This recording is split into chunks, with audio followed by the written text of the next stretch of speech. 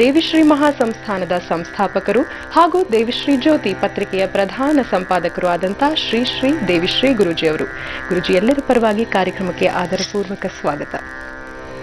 ಬ್ರಹ್ಮೋಸ್ಮಿ. ಗುರುಜಿ, ಇಂದು ಬುಧವಾರ ವಿಶೇಷವಾದಂಥ ವಾಸ್ತುವಿಗೆ ಸಂಬಂಧಪಟ್ಟಂಥ ಟಿಪ್ಸ್ಗೋಸ್ಕರ ನಾವು ಕಾಯ್ತಾ ಇದ್ದೀವಿ. ಈ ದಿನ ಮೊದಲಿಗೆ ಪಂಚಾಂಗ ಶ್ರವಣ ಹಾಗೂ ದ್ವಾದಶ ರಾಶಿಯ ಫಲಾಫಲದ ಬಗ್ಗೆ ಮಾಹಿತಿ ತಿಳಿಸಿ. ಗುರು ಬ್ರಹ್ಮ ಗುರು ವಿಷ್ಣು ಗುರು ದೇವೋ ಮಹೇಶ್ವರಃ ಗುರು ಸಾಕ್ಷಾತ್ ಪರಬ್ರಹ್ಮ ತಸ್ಮೈ ಶ್ರೀ ಗುರುವೇ ನಮಃ. ಶುಕ್ಲಾಂಬರಧರಂ ವಿಷ್ಣುಂ ಶಶಿವರ್ಣಂ ಚತುರ್ಭುಜಂ ಪ್ರಸನ್ನವದನಂ ಧ್ಯಾಯೇ ಸರ್ವವಿಘ್ನೋಪಶಾಂತಯೇ. ಗಣಾನಾನ್ ತ್ವಾ ಗಣಪತಿಗಂ ಅವಾಮಹೇ ಕವಿಂ ಕವೀನಾ ಉಪಮಸ್ತ್ರಮಸ್ತ್ರವಂ. ಜ್ಯೇಷ್ಠರಾಜಂ ಬ್ರಹ್ಮಣಾಂ ಬ್ರಹ್ಮಣಸ್ವದ ಆನಶ್ರಣ್ವಣ್ಣೋದಭ್ಯಸ್ಸೇದ ಸಾಧನಂ. ಶ್ರೀ ವಿಘ್ನೇಶ್ವರಾಯ ನಮಃ. ಓಂ ಮಹಾಜನಭ್ಯೋ ಸರ್ವೇ ಜನಭ್ಯೋ ಗ್ರಾಮದೇವತಭ್ಯೋ ಮಾತೃಪಿತೃದೇವತಭ್ಯೋ ಆಚಾರ್ಯ ದೇವತಭ್ಯೋ ನಮೋ ನಮಃ. ಈ ದಿನ ಶ್ರೀ ವಿಜಯನಾಮ ಸಂವತ್ಸರ ಉತ್ತರಾಯಣ ಹೇಮಂತ ಋತು ಪುಷ್ಯಮಾಸ ಕೃಷ್ಣ ಪಕ್ಷ ತ್ರಯೋದಶಿ ಪೂರ್ವಾಷಾಢ ನಕ್ಷತ್ರ ಹರ್ಷವ ಯೋಗ ವನಿಜಕರಣ ಇದೆ ಈ ದಿನದ ಪಂಚಾಂಗ. ಇನ್ನು ಈ ದಿನದ ಸೂರ್ಯೋದಯ 6 ಗಂಟೆ 46 ನಿಮಿಷಕ್ಕೆ ಆಗಿರ್ತಕ್ಕಂಥದ್ದು. ಇನ್ನು ಸೂರ್ಯಾಸ್ತ 6 ಗಂಟೆ 17 ನಿಮಿಷಕ್ಕೆ ಆಗಲಿದೆ.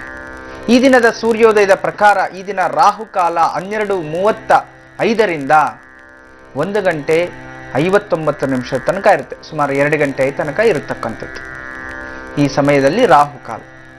ಇನ್ನು ಈ ದಿನದ ದುರ್ಮುಹೂರ್ತ ಮತ್ತು ಅಭಿಜಿತ್ ಲಗ್ನ ಎರಡೂ ಮಧ್ಯಾಹ್ನವೇ ಆಗಿರೋದ್ರಿಂದ ಈ ದಿನ ಶುಭಮುಹೂರ್ತಗಳು ಯಾವುದೂ ಇಲ್ಲ. ಆದ್ದರಿಂದ ಪ್ರಹರ್ತ ಕಾಲವೇ ಶುಭ. 9ರಿಂದ 10 ಗಂಟೆ ಅಥವಾ ಸಾಯಂಕಾಲ 6ರಿಂದ 7 ಗಂಟೆಯಲ್ಲಿ ಯಾವುದಾದ್ರೂ ಕೆಲಸ ಮಾಡ್ಕೊಳ್ಳಿ. ಅದರ ಮಧ್ಯದಲ್ಲಿ ಯಾವುದೇ ಒಂದು ಕೆಲಸ ಕಾರ್ಯಗಳನ್ನು ಕೈಗೊಂಡ್ರೂ ಸಹ ವಿಶೇಷವಾಗಿ ದುರ್ಮುಹೂರ್ತ ಅಂತಂದ್ರೆ ಇವತ್ತು ಮಧ್ಯಾಹ್ನ 12ರಿಂದ 1:15 ಈ ಟೈಮಲ್ಲಿ ಯಾವುದೇ ಶುಭಮುಹೂರ್ತ ಶುಭ ಕೆಲಸಗಳನ್ನು ತಾವು ಮಾಡೋ ಹಾಗಿಲ್ಲ, ನಿರ್ಧಾರ ತಗೊಳ್ಳೋ ಹಾಗೂ ಇಲ್ಲ. ಇನ್ನು ಪೂರ್ವಾಷಾಢ ನಕ್ಷತ್ರ ಈ ದಿನ ವಿಶೇಷವಾಗಿ ಶುಕ್ರ ದಶೆಯಲ್ಲಿ ಸೂರ್ಯೋದಯ ಆಗಿರ್ತಕ್ಕಂಥದ್ದು.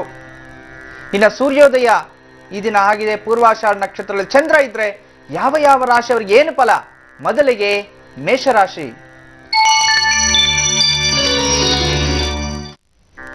ಮೇಷರಾಶಿ ಹೆಣ್ಣು ಮಕ್ಕಳಿಗೆ ರಾಜ ಸನ್ಮಾನ ತುಂಬಾ ಚೆನ್ನಾಗಿರ್ತಕ್ಕಂಥದ್ದು. ಆದರೆ ಓವರ್ ಕಾನ್ಫಿಡೆನ್ಸ್ ಬೇಡ. ಮತ್ತೆ ಇನ್ನ ಸ್ವಯಂ ಉದ್ಯೋಗಸ್ಥರಲ್ಲಿ ನೋಡಿ, ಆಭರಣಗಳ ಖರೀದಿ, ವಾಹನಗಳ ಖರೀದಿ, ವಾಹನ ಬುಕ್ ಮಾಡುವಂಥದ್ದು ಇಂಥದ್ದೇನೋ ಶುಭ ಕಾದಿದೆ. ಈ ದಿನ ನೀವು ಅದನ್ನ ಉಪಯೋಗ ಮಾಡ್ಕೊಳ್ಳಿ. ಇನ್ನು ಉದ್ಯೋಗಸ್ಥರಲ್ಲಿ ಸ್ವಲ್ಪ ಜಾಗ್ರತೆ ವಹಿಸಬೇಕು. ಅಪಘಾತಗಳಾಗುವ ಸಂಭವ. ಶೀಘ್ರವಾಗಿ ಮನೆಯಲ್ಲಿ ಏನೋ ಕೆಲಸ ಮಾಡಕ್ ಹೋಗಲ್ಲಿ ತೊಂದರೆ ಸಿಕ್ಕಾಕೊಂಡಳದ್ದು ಅಂಥದ್ದು ಜಾಗ್ರತೆ ವಹಿಸಬೇಕಾಗತ್ತೆ. ಇನ್ನು ಸರ್ಕಾರಿ ಉದ್ಯೋಗಸ್ಥರಲ್ಲಿ ನೋಡಿ, ಸ್ತ್ರೀಯರಿಂದ ಅಶಾಂತಿ, ಹೆಣ್ಣು ಮಕ್ಕಳಿಂದ ಸುತ್ತಮುತ್ತಲಿಂದ ಅಶಾಂತಿ ಆಗುವಂಥದ್ದು ಜಾಗ್ರತೆ ವಹಿಸಬೇಕು. ವಯಸ್ಸಾಗಿರ್ತಕ್ಕಂಥವ್ರಿಗೆ ಮಕ್ಕಳಿಂದ ಸನ್ಮಾನ, ಮಕ್ಕಳಿಂದ ಪ್ರಶಂಸೆ ಸಿಗುವಂಥದ್ದು ತುಂಬಾ ಚೆನ್ನಾಗಿದೆ.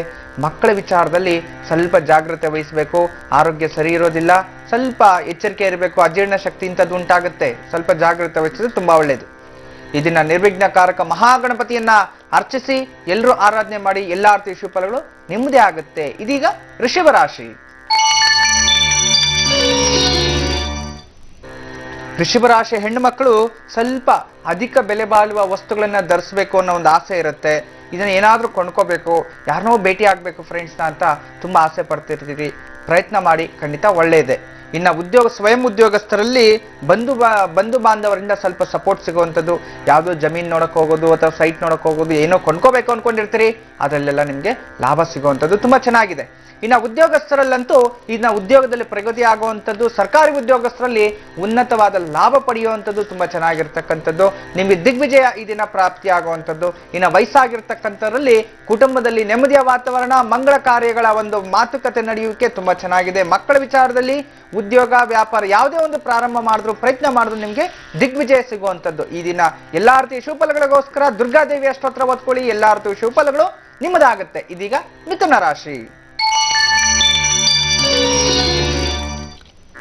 ಮಿಥುನ ರಾಶಿಯ ಹೆಣ್ಣು ಮಕ್ಕಳಿಗೆ ಈ ದಿನ ಅಧಿಕ ಸುಖ, ಧನ ಲಾಭ ತುಂಬಾ ಚೆನ್ನಾಗಿರ್ತಕ್ಕಂಥದ್ದು, ಇಷ್ಟಾರ್ಥ ಸಿದ್ಧಿ, ಸ್ನೇಹಿತರಿಂದ ಲಾಭ, ಬಂಧು ಮಿತ್ರರೊಳಗೂಡ್ತೀರಿ ಅಂತ ತುಂಬಾ ಚೆನ್ನಾಗಿದೆ. ಇನ್ನು ಸ್ವಯಂ ಉದ್ಯೋಗಸ್ಥರಂತೂ ನೋಡಿ ದ್ರವ್ಯ ಲಾಭ, ಕಷ್ಟಕ್ಕೆ ತಕ್ಕಂತೆ ಪರಿಫಲ ಸಿಗುವಂಥದ್ದು, ಈ ಕನ್ಸ್ಟ್ರಕ್ಷನ್ ಫೀಲ್ಡ್ ಅಲ್ಲಿ ಇರತಕ್ಕಂಥವ್ರಿಗೆ, ಕೋರ್ಟು ಕಚೇರಿಯಲ್ಲಿ ಇರತಕ್ಕಂಥವ್ರಿಗೆ ಜಯ ಸಿಗುವಂಥದ್ದು ತುಂಬಾ ಚೆನ್ನಾಗಿದೆ. ಭೂಮಿಯಿಂದ ಲಾಭ ಅಂತ ಹೇಳ್ತಿದೆ, ಇನ್ವೆಸ್ಟ್ಮೆಂಟ್ ಮಾಡೋಂಗಿದ್ರು ಲಾಭ ಸಿಗುತ್ತೆ, ಅಥವಾ ಅದನ್ನ ಕೊಂಡ್ಕೊಂಡ್ರು ನಿಮ್ಗೆ ಲಾಭ ಸಿಗುವಂಥದ್ದು ತುಂಬಾ ಚೆನ್ನಾಗಿರ್ತಕ್ಕಂಥದ್ದು. ಇನ್ನ ಉದ್ಯೋಗಸ್ಥರಲ್ಲಂತೂ ಉದ್ಯೋಗದಲ್ಲಿ ಸ್ವಲ್ಪ ಚೈತನ್ಯ ಶಕ್ತಿ ಉಂಟಾಗುತ್ತೆ. ನೋಡಿ ಎಷ್ಟೋ ದಿನದಿಂದ ಉದ್ಯೋಗ ಮಾಡ್ತಿದ್ರಿ, ನಮ್ಗೆ ಗುರುತಿಸೋ ವ್ಯಕ್ತಿ ಇಲ್ಲ, ಅಥವಾ ನಂಗೆ ಪ್ರಮೋಷನ್ ಸಿಕ್ಕಿಲ್ಲ, ನಾನು ಯಾವಾಗ್ಲೂ ಫೀಡ್ಬ್ಯಾಕ್ ಅಲ್ಲಿ ಬ್ಯಾಕ್ ಇದ್ದೀನಿ ಅಂತಂದಾಗ ಈ ದಿನ ತುಂಬಾ ಲಾಭ, ಈ ಮಂತ್ ಅಲ್ಲಿ ತುಂಬಾ ಚೆನ್ನಾಗುವಂಥದ್ದು, ಒಳ್ಳೆ ಹೆಸರನ್ನ ಮಾಡ್ತೀರಿ. ಇನ್ನ ಸರ್ಕಾರಿ ಉದ್ಯೋಗಸ್ಥಲ್ಲೂ ಸ್ವಲ್ಪ ಎಚ್ಚರಿಕೆ ಈ ದಿನ ಆಗಿರ್ಬೇಕು, ಜಾಗ್ರತೆ ವಹಿಸಿ. ಈ ದಿನ ಸ್ವಲ್ಪ ಎಚ್ಚರಿಕೆಯಿಂದ ಇರಿ, ಉದ್ಯೋಗ ಕರೆಕ್ಟ್ ಟೈಮ್ ಅಟೆಂಡ್ ಆಗಿ ಸಾಯಂಕಾಲ ಕರೆಕ್ಟ್ ಟೈಮ್ ಬನ್ನಿ, ಯಾರು ನಂಬಕ್ಕೆ ಹೋಗ್ಬೇಡಿ. ಇನ್ನ ವಯಸ್ಸಾಗಿರ್ತಕ್ಕಂಥ ವಯೋವೃದ್ಧರಲ್ಲಿ ಆರೋಗ್ಯದಲ್ಲಿ ಪ್ರಗತಿ, ಮಕ್ಕಳ ವಿಚಾರದಲ್ಲಿ ತುಂಬಾ ಚೆನ್ನಾಗಿರ್ತಕ್ಕಂಥದ್ದು, ಮಂಗಳ ಕಾರ್ಯ ಆಗದಿರುವಂತ ಮಂಗಳ ಕಾರ್ಯ ನಡೆಯುವಿಕೆ, ವಿವಾಹ ಯೋಗ ಕೂಡಿ ಬರ್ತಿರ್ತಕ್ಕಂಥದ್ದು, ವಿದ್ಯಾಭ್ಯಾಸದಲ್ಲಿ ಪ್ರಗತಿ, ಹೊಸ ಸ್ಕೂಲು ವಸ್ತ್ರಗಳ ಖರೀದಿ ಅಂತ ಹೇಳ್ತಿದೆ ತುಂಬಾ ಚೆನ್ನಾಗಿದೆ. ಮತ್ತಷ್ಟು ವಿಶೇಷ ಫಲಗಳಿಗೋಸ್ಕರ ಶಿವನ ಅಷ್ಟೋತ್ರ ಓದ್ಕೊಳ್ಳಿ, ಎಲ್ಲಾ ರೀತಿಯ ಶುಭ ಫಲಗಳು ನಿಮ್ಮದೇ ಆಗುತ್ತೆ. ಇದೀಗ ಕಟಕ ರಾಶಿ.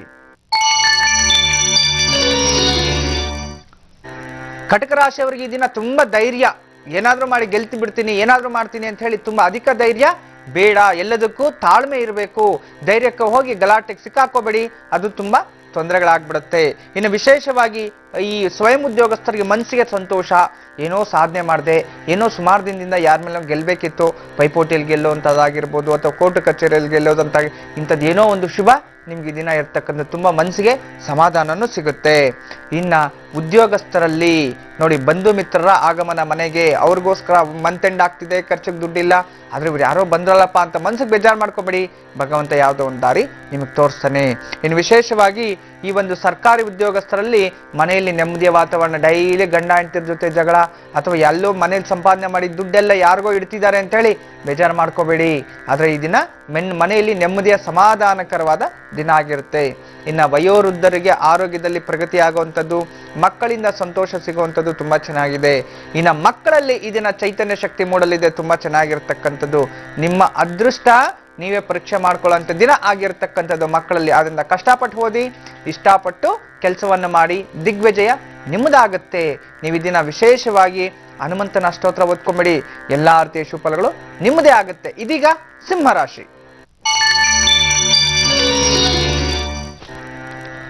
ಸಿಂಹರಾಶಿಯ ಹೆಣ್ಣು ಮಕ್ಕಳಿಗೆ ಉತ್ತಮ ಆರೋಗ್ಯ, ಆರೋಗ್ಯದಲ್ಲಿ ಪ್ರಗತಿಯಾಗುವಂಥದ್ದು, ಆಭರಣಗಳ ಖರೀದಿ ತುಂಬಾ ಚೆನ್ನಾಗಿರ್ತಕ್ಕಂಥದ್ದು.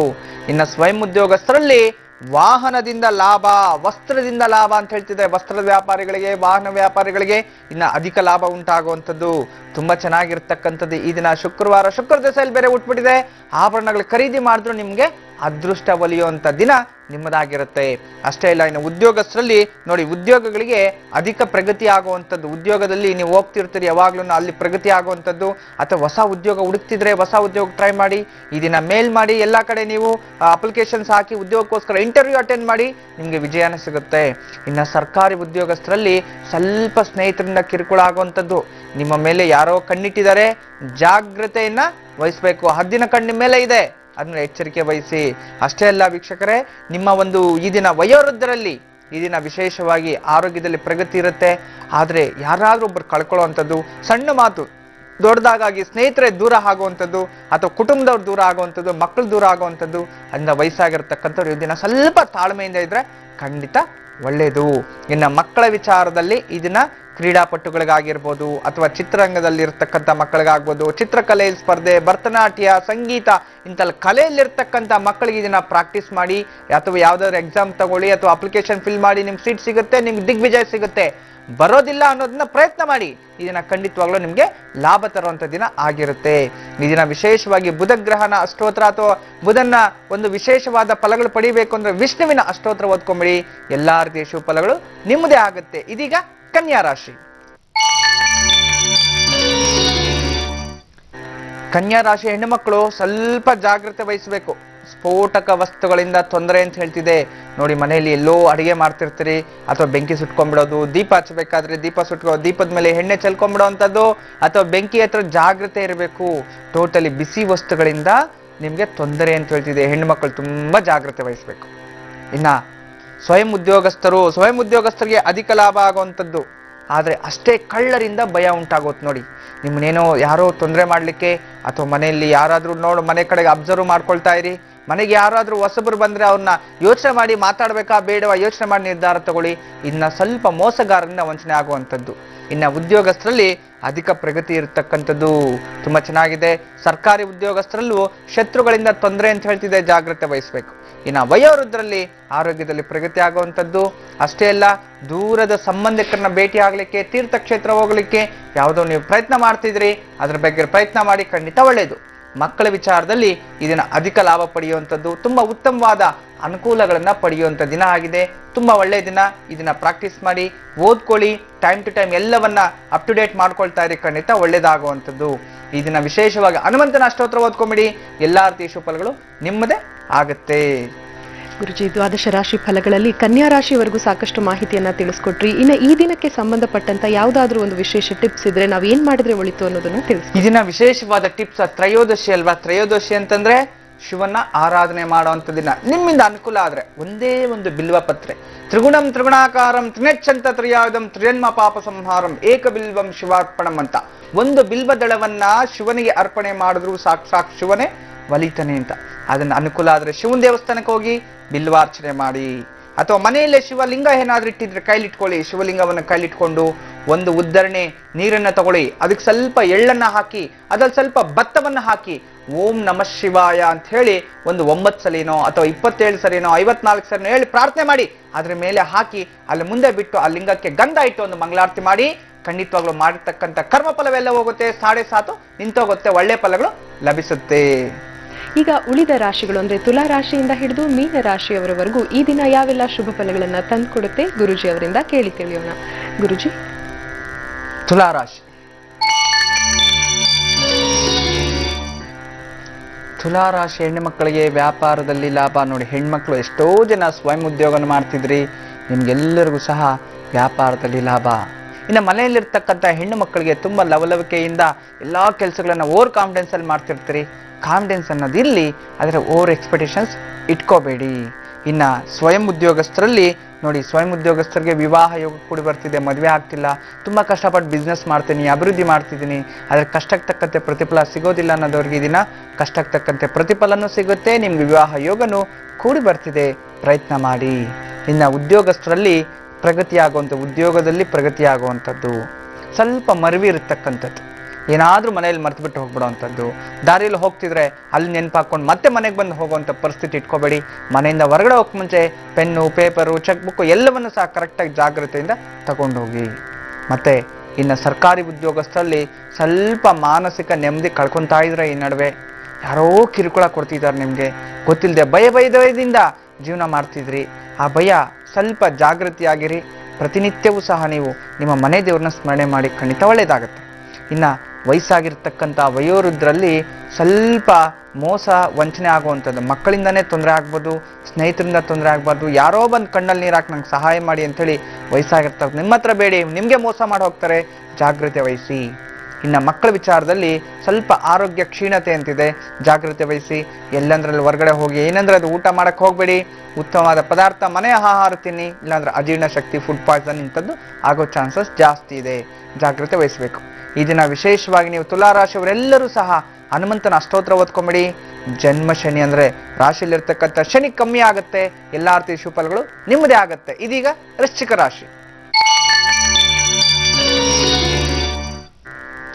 ವೃಶ್ಚಿಕ ರಾಶಿ ಹೆಣ್ಣು ಮಕ್ಕಳಿಗೆ ಅಧಿಕ ಖರ್ಚು, ಧನಹಾನಿ. ನೋಡಿ, ಧನಹಾನಿ ಅಂತಂದ್ರೆ ಯಾರಿಗಾದ್ರೂ ದುಡ್ಡು ಕೊಟ್ಟು ಕಳ್ಕೊಳ್ಳೋವಂಥದ್ದು, ಅಥವಾ ನೀವು ಸುಮ್ಮನೆ ಇನ್ವೆಸ್ಟ್ಮೆಂಟ್ ಮಾಡಿ ಕಳ್ಕೊಳ್ಳೋವಂಥದ್ದು, ಅಥವಾ ಯಾವುದೋ ಅಗ್ರಿಮೆಂಟ್ ಮತ್ತೊಂದೇನೋ ಮಾಡ್ಕೋಬೇಕು ಅಂದ್ಕೊಂಡಿರ್ತೀರಿ, ಆದರೆ ಕರೆಕ್ಟಾಗಿ ಅಗ್ರಿಮೆಂಟ್ ಮಾಡ್ಕೊಂಡು ಕರೆಕ್ಟಾಗಿ ದುಡ್ಡು ಕೊಡಿ, ಇಲ್ಲ ಅಂತಂದರೆ ಅವ್ರಿಗೆ ಬಿಟ್ಟಿಯಾಗಿ ಕೊಟ್ಟಂಗೆ ನೀವು ವಂಚನೆ ಮಾಡೋಕ್ಕೆ ನಿಮ್ಮ ಮೇಲೇ ಇರ್ತಾರೆ. ಅಂಥ ಜನ ಪ್ರಪಂಚದಲ್ಲಿ ನಮ್ಮ ಸುತ್ತಮುತ್ತಲು ಜಾಸ್ತಿ ಇರ್ತಾರೆ, ನಿಮಗೆ ಗೊತ್ತಿಲ್ಲ, ಜಾಗ್ರತೆ ಇರಿ. ಅಷ್ಟೇ ಅಲ್ಲ, ಇನ್ನು ವಿಶೇಷವಾಗಿ ಸ್ವಯಂ ಉದ್ಯೋಗಸ್ಥರಲ್ಲಿ ಸ್ವಲ್ಪ ಎಚ್ಚರಿಕೆ ದಿನ ಆಗಿರಬೇಕು. ವಾಹನಗಳಿಂದ ತೊಂದರೆ ಆಗುವಂಥದ್ದು, ಆಕ್ಸಿಡೆಂಟ್ಸ್ ಆಗುವಂಥದ್ದು, ಅದರಿಂದ ಸೆಲ್ಫ್ ಡ್ರೈವ್ ಮಾಡಕ್ಕೆ ಹೋಗ್ಬಿಟ್ಟು ಡ್ರೈವರ್ನ ಇಟ್ಕೊಳ್ಳಿ, ರ್ಯಾಶ್ ಡ್ರೈವ್ ಮಾಡಕ್ಕಂತೂ ಹೋಗ್ಬಿಡಿ. ಇನ್ನು ಉದ್ಯೋಗಸ್ಥರಲ್ಲಿ ಸ್ವಲ್ಪ ಹಿರಿಯ ಅಧಿಕಾರಿಗಳ ಕಿರುಕುಳ ಆಗಿ ಕೋಪ ಮಾಡಿಕೊಂಡು ಕೆಲಸ ರಿಸೈನ್ ಮಾಡ್ಬಿಡ್ತೀನಿ, ಬಿಟ್ಬಿಟ್ಟು ಬಂದ್ಬಿಡ್ತೀನಿ ಅಂತೇಳಿ ಕೆಟ್ಟ ನಿರ್ಧಾರಗಳು ತಗೋಬೇಡಿ. ಒಳ್ಳೆಯದನ್ನು ಯೋಚನೆ ಮಾಡಿ, ಸ್ವಲ್ಪ ತಾಳ್ಮೆಯನ್ನು ವಹಿಸಿ.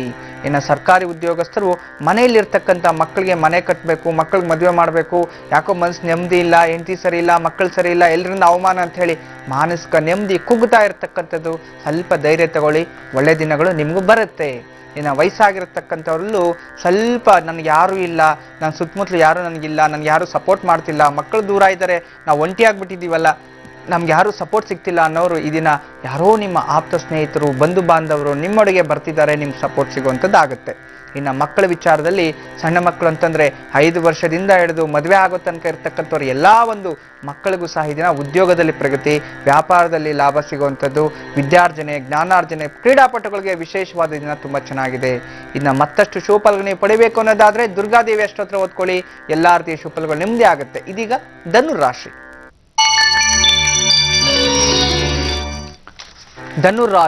ಧನುರಾಶಿಯವರಿಗೆ ಹೆಣ್ಣು ಮಕ್ಕಳಿಗೆ ವಿಶೇಷವಾದ ಧನಲಾಭ ತುಂಬ ಚೆನ್ನಾಗಿದೆ. ಆದರೆ ಸಾಲ ಮಾತ್ರ ಮಾಡ್ಕೋಬೇಡಿ, ಅವಶ್ಯಕತೆ ಇದ್ದರೆ ಮಾತ್ರ ಅದ್ರ ಕಡೆಗೆ ಹೋಗಿ. ಸುಮ್ಮನೆ ಧನಲಾಭ ಬರ್ತಿದೆ ಏನೋ ಮಾಡಬೇಕು ಅಂತ ಹೇಳಿ ಏನೋ ಮಾಡೋಕ್ಕೆ ಹೋಗಿ ಮತ್ತೊಂದು ತೊಂದರೆಗೆ ಸಿಕ್ಕಾಕೋಬೇಡಿ, ಜಾಗ್ರತೆ ವಹಿಸಬೇಕು. ಇನ್ನು ಸ್ವಯಂ ಉದ್ಯೋಗಸ್ಥರು, ಸ್ವಂತ ಬಿಸ್ನೆಸ್ ಮಾಡೋಂಥವ್ರು, ರಿಯಲ್ ಎಸ್ಟೇಟ್ ಮಾಡೋಂಥವ್ರು, ಮತ್ತು ಕನ್ಸ್ಟ್ರಕ್ಷನ್ ಫೀಲ್ಡಲ್ಲಿ ಇರತಕ್ಕಂಥವ್ರು, ಅಥವಾ ಎಲ್ಲ ಒಂದು ಸ್ವಯಂ ಉದ್ಯೋಗ, ವ್ಯಾಪಾರ, ಕೃಷಿ ಉತ್ಪನ್ನಗಳು ಎಲ್ಲ ಸೇರಿ ಇವ್ರಿಗೆಲ್ಲರಿಗೂ ಸಹ ಅಧಿಕ ಲಾಭ ಸಿಗುವಂಥದ್ದು ತುಂಬ ಚೆನ್ನಾಗಿದೆ. ವಜ್ರದ ವ್ಯಾಪಾರದಲ್ಲಿ ಲಾಭ ಅಂತ ಹೇಳ್ತಿದೆ, ತುಂಬ ಚೆನ್ನಾಗಿರ್ತಕ್ಕಂಥದ್ದು. ಇನ್ನು ಉದ್ಯೋಗಸ್ಥರು, ಉದ್ಯೋಗ ಮಾಡತಕ್ಕಂಥವ್ರಿಗೆ ಇದನ್ನ ಮನೆಯಲ್ಲಿ ಕುಟುಂಬದಲ್ಲಿ ನೆಮ್ಮದಿ ಹಾಳಾಗುವಂಥದ್ದು. ರಾತ್ರಿ ಲೇಟಾಗಿ ಮಲ್ಕಿ ಬೆಳಗ್ಗೆ ಲೇಟಾಗಿ ಎದ್ದೇಳ್ತೀವಿ, ತಿಂಡಿ ಸರಿಯಾಗಿ ಮಾಡಿಲ್ಲ, ಈ ರೀತಿ ಸಣ್ಣ ವಿಚಾರ ದೊಡ್ಡದು ಮಾಡಿಕೊಂಡು ಮನಸ್ಸಿಗೆ ಬೇಜಾರು ಮಾಡಿಕೊಂಡು ಅಲ್ಲಿಗೆ ಕೆಲಸದಲ್ಲೂ ಸಹ ಸ್ವಲ್ಪ ವಿಳಂಬ ಆಗುವಂಥದ್ದು. ಅದರಿಂದ ಮೊದಲು ನಗ್ನಗ್ತಾ ಸ್ವಲ್ಪ ಶಾಂತಿಯಿಂದ ನೆಮ್ಮದಿಯಿಂದ ಮನೆ ದೇವ್ರನ್ನ ಪ್ರಾರ್ಥನೆ ಮಾಡ್ಕೊಂಡು ಹೋಗಿ, ಎಲ್ಲ ಒಳ್ಳೆಯದಾಗುತ್ತೆ. ಇನ್ನು ಸರ್ಕಾರಿ ಉದ್ಯೋಗಸ್ಥರಲ್ಲೂ ಸ್ವಲ್ಪ ಎಚ್ಚರಿಕೆ ದಿನ ಆಗಿರಬೇಕು. ಇನ್ನು ವಯಸ್ಸಾಗಿರ್ತಕ್ಕಂಥ ವಯೋವೃದ್ಧರಲ್ಲಿ ಸ್ವಲ್ಪ ತಲೆಗೆ ಸಂಬಂಧಪಟ್ಟಿರ್ತಕ್ಕಂಥ ಪೀಡೆಗಳು, ಹೃದಯ ರೋಗಗಳು ಬರುವಂಥದ್ದು, ಜಾಗ್ರತೆ ವಹಿಸಿ. ಇನ್ನು ಮಕ್ಕಳಿಗೆ ಮಿತ್ರರಿಂದನೇ ತೊಂದರೆ ಆಗುವಂಥದ್ದು, ಅಪಘಾತಗಳಾಗುವ ಸಂಭವ, ಜಾಗ್ರತೆ ವಹಿಸಿ. ಇದನ್ನು ಶಿವನ ಅಷ್ಟೋತ್ರ ಓದ್ಕೊಂಬಿಡಿ, ಎಲ್ಲ ರೀತಿಯ ಶುಭಫಲಗಳು ನಿಮ್ಮದೇ ಆಗುತ್ತೆ. ಇದೀಗ ಮಕರ ರಾಶಿ.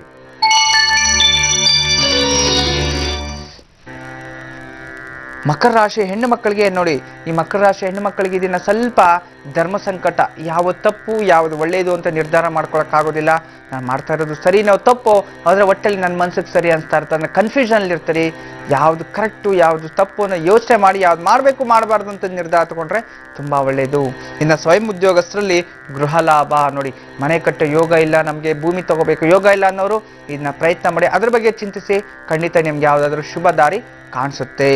ಮತ್ತು ಉದ್ಯೋಗಸ್ಥರಿಗೆ ನೋಡಿ ಅಧಿಕ ಕೀರ್ತಿ ಲಾಭ ಅಂತ ಹೇಳ್ತಿದೆ. ಅಷ್ಟೇ ಅಲ್ಲ, ದೂರದ ಸಾವಿರಾರು ದಿನಗಳಿಂದ ಇರತಕ್ಕಂಥ ಸಾಲ ತೀರೋ ಅಂಥ ದಿನ ಆಗಿದೆ. ಏನೋ ಸಾಲ ತೀರಿಸ್ತಿದೆ, ಯಾರೋ ಸಪೋರ್ಟ್ ಸಿಗ್ತಿದೆ, ಏನೋ ಆಗ್ತಿದೆ, ಒಳ್ಳೇದಾಗ್ತದೆ, ಉಪಯೋಗ ಮಾಡ್ಕೊಳ್ಳಿ. ಇನ್ನು ಸರ್ಕಾರಿ ಉದ್ಯೋಗಸ್ಥರಿಗೆ ಕೀರ್ತಿ ಲಾಭ ತುಂಬ ಚೆನ್ನಾಗಿರ್ತಕ್ಕಂಥದ್ದು. ವಯಸ್ಸಾಗಿರ್ತಕ್ಕಂಥವ್ರಿಗೆ ಮಾನಸಿಕ ನೆಮ್ಮದಿ ಸಿಗುವಂಥದ್ದು, ಮಕ್ಕಳಿಂದ ನೆಮ್ಮದಿ ಸಿಗುವಂಥದ್ದು. ಇನ್ನು ಸಣ್ಣ ಮಕ್ಕಳಿಗೆ ಜ್ಞಾನಾರ್ಜನೆ ತುಂಬ ಉತ್ತಮವಾದ ಯೋಗ ಫಲ ಸಿಗ್ತಿದೆ. ಆದರೆ ಸ್ನೇಹಿತರಿಂದ ತೊಂದರೆ ಆಗ್ತಿದೆ, ಕೋರ್ಟು ಕಚೇರಿ ಯಾರೋ ಮಾಡಿರೋ ತಪ್ಪಿಗೆ ಸಣ್ಣ ಮಕ್ಕಳು ಬಲಿಯಾಗುವಂಥ ಕೆಲಸಕ್ಕೆ ನೀವು ಹೋಗಬೇಡಿ, ಅದನ್ನ ಎಚ್ಚರಿಕೆ ವಹಿಸಿ. ಇನ್ನು ವಿಶೇಷವಾಗಿ ನರಸಿಂಹಸ್ವಾಮಿ ಅಷ್ಟೋತ್ರ ಅಥವಾ ಹನುಮಂತನ ಅಷ್ಟೋತ್ರ ಓದ್ಕೊಳ್ಳಿ, ಎಲ್ಲ ರೀತಿಯ ಶುಭಫಲಗಳು ನಿಮ್ಮದೇ ಆಗುತ್ತೆ. ಇದೀಗ ಕುಂಭರಾಶಿ. ಕುಂಭರಾಶಿ ಹೆಣ್ಣು ಮಕ್ಕಳಿಗೆ ಕಳ್ಳರಿಂದ ತೊಂದರೆ ಆಗುವಂಥದ್ದು, ಜಾಗ್ರತೆ ವಹಿಸಬೇಕು, ಸ್ವಲ್ಪ ಎಚ್ಚರಿಕೆ ವಹಿಸಿ. ಕೋಪ ಕಮ್ಮಿ ಮಾಡ್ಕೊಳ್ಳಿ, ಮನೆಯಲ್ಲಿ ಕಿರಿಕಿರಿ ಅಂತ ಜಗಳ ಮಾಡಿಕೊಂಡು ಆಚೆಗೆ ಹೋಗಿ ಎಲ್ಲಂದ್ರಲ್ಲಿ ಮೊಬೈಲು ಪರ್ಸು ಬಿಟ್ಬಿಟ್ಟು ಮನೆಗೆ ವಾಪಸ್ ಬರಬೇಡಿ. ಅಥವಾ ಆಟೋದಿಂದ ಇಳಿಬೇಕಾದ್ರೆ ಜಾಗ್ರತೆ ವಹಿಸಿ, ಅದರಲ್ಲಿ ನಿಮ್ಮೆಲ್ಲ ವಸ್ತುಗಳು ನಿಮ್ಮ ಹತ್ರ ಇದೆಯಾ ಅಂತ ನೋಡ್ಕೊಳ್ಳಿ. ಕೊಂಡ್ಕೊಂಡಿರ್ತೀರಿ, ದುಡ್ಡು ಕೊಟ್ಟಿರ್ತೀರಿ, ಮನೆಗೆ ಬರೀ ಕೈಯಿಂದ ಬಂದು ಮನೇಲಿ ಹುಡ್ಕೋ ಪರಿಸ್ಥಿತಿ ಇಟ್ಕೋಬೇಡಿ. ಇನ್ನು ಸ್ವಯಂ ಉದ್ಯೋಗಸ್ಥರಲ್ಲಂತೂ ಆರೋಗ್ಯದಲ್ಲಿ ತೊಂದರೆ ಆಗುವಂಥ ಜಾಗ್ರತೆ ವಹಿಸಬೇಕು. ಕರೆಕ್ಟಾಗಿ ಟೈಮ್ ಟು ಟೈಮ್ ತಿಂಡಿ ಎಲ್ಲ ತಗೊಳ್ತಾ ಇರಿ, ಮಾತ್ರೆಗಳು ತಗೊಳ್ತಾ ಇರಿ. ಅನಾರೋಗ್ಯ ಇರ್ತಕ್ಕಂಥ ಮನೆಯಿಂದ ಸ್ವಲ್ಪ ಹೊರಗಡೆ ಹೋಗ್ಬಿಡಿ, ಜಾಗ್ರತೆ ವಹಿಸಿ, ರೆಸ್ಟ್ ತಗೊಂಡ್ರೆ ಖಂಡಿತ ಒಳ್ಳೇದಾಗುವಂಥದ್ದು. ಮತ್ತೆ ಸ್ವಯಂ ಉದ್ಯೋಗಸ್ಥರು ಕೆಟ್ಟ ಕನಸುಗಳು ಬೀಳುವಂಥದ್ದು, ಕೆಟ್ಟ ಕನಸುಗಳು ಯೋಚನೆ ಮಾಡ್ಕೊಂಡು ಹೋಗಿ ಗಾಡಿಯಲ್ಲಿ ಬೀಳೋದು, ಮಣ್ಣಲ್ಲಿ ಬೀಳೋದು, ನೀರಲ್ಲಿ ಬೀಳೋದು, ಏನೋ ಮಾಡಕ್ಕೋ ಮತ್ತೊಂದು ಮಾಡ್ಕೊಳ್ತೀರಿ, ಜಾಗ್ರತೆ ವಹಿಸಿ. ಇನ್ನು ಸರ್ಕಾರಿ ಉದ್ಯೋಗಸ್ಥರಿಗೆ ಸ್ವಲ್ಪ ಮನೆಯಲ್ಲಿ ಮಾನಸಿಕ ನೆಮ್ಮದಿ ಇಲ್ಲ, ಜಗಳಗಳಾಗ್ತಿದೆ, ಸ್ವಲ್ಪ ಎಚ್ಚರಿಕೆ ವಹಿಸಿದ್ರೆ ತುಂಬಾ ಒಳ್ಳೆಯದು. ಇನ್ನು ವಯೋವೃದ್ಧರಲ್ಲಿ ಸ್ವಲ್ಪ ಆರೋಗ್ಯದಲ್ಲಿ ತೊಂದರೆಗಳಾಗುವಂಥದ್ದು, ಜಾಗ್ರತೆ ವಹಿಸಬೇಕು. ಇನ್ನು ಮಕ್ಕಳ ವಿಚಾರದಲ್ಲಿ ತುಂಬಾ ಚೆನ್ನಾಗಿದೆ. ವಿಶೇಷವಾಗಿ ಚಿತ್ರಕಲೆ ಮತ್ತು ಚಿತ್ರರಂಗದಲ್ಲಿ ಇರ್ತಕ್ಕಂಥವ್ರಿಗೆ ಬರೆಯುವಂಥವ್ರಿಗೆ, ಸಂಗೀತಕಾರರಿಗೆ ತುಂಬ ವಿಶೇಷವಾದ ಲಾಭದ ದಿನ ಈ ದಿನ ಆಗಿರುತ್ತೆ. ಪ್ರಾಕ್ಟೀಸ್ ಮಾಡಿ, ಅಭ್ಯಾಸ ಮಾಡಿ, ಉನ್ನತ ಹೆಸರು ನಿಮ್ಗೆ ಸಿಗುವಂಥದ್ದು. ಈ ದಿನ ವಿಶೇಷವಾಗಿ ಅಮ್ಮನವರ ಅನುಗ್ರಹ ಪಡಿಬೇಕು ನೀವು ಅಂತಂದ್ರೆ ದುರ್ಗಾದೇವಿ ಅನುಗ್ರಹ ಪಡಿಬೇಕು. ದುರ್ಗಾದೇವಿ ಅಷ್ಟೋತ್ರ ಓದ್ಕೊಳ್ಳಿ, ಎಲ್ಲಾ ರೀತಿ ಶುಭಫಲಗಳು ನಿಮ್ಮದೇ ಆಗುತ್ತೆ. ಕೊನೆಯದಾಗಿ ಮೀನರಾಶಿ. ಮೀನರಾಶಿಯ ಹೆಣ್ಣು ಮಕ್ಕಳಿಗೆ ಶತ್ರುನಾಶ. ಹೆಣ್ಮಕ್ಳು ನೋಡಿ, ಇದನ್ನ ಶತ್ರುಗಳ ನಾಶ ಆಗ್ತಿದ್ದಾರೆ, ಸ್ನೇಹಿತರು ಬಂದು ನಿಮ್ಮನ್ನು ಭೇಟಿ ಆಗ್ತಿದ್ದಾರೆ, ಆದ್ರೂ ಸಹ ಶತ್ರುನಾಶ ಆದ್ರೂ ಒಳಗಡೆ ಒಂದು ಹೊರಗಡೆ ಒಂದು ಇಟ್ಕೊಂಡು ಮಾತಾಡೋ ಜನ ನಿಮ್ಮ ಸುತ್ತಮುತ್ತಲು ಜಾಸ್ತಿ ಇರ್ತಾರೆ. ಜಾಗ್ರತೆ ವಹಿಸಬೇಕು. ಮತ್ತು ಹೆಚ್ಚಿನ ಸುಖ ಪಡೆಯುವಂಥದ್ದು ನೋಡಿ, ಸ್ವಯಂ ಉದ್ಯೋಗಸ್ಥರಿಗೆ ಇದನ್ನ ಏನೋ ಒಂದು ನೆಮ್ಮದಿ, ಏನೋ ಒಂದು ಖುಷಿ ಇರ್ತಕ್ಕಂಥದ್ದು.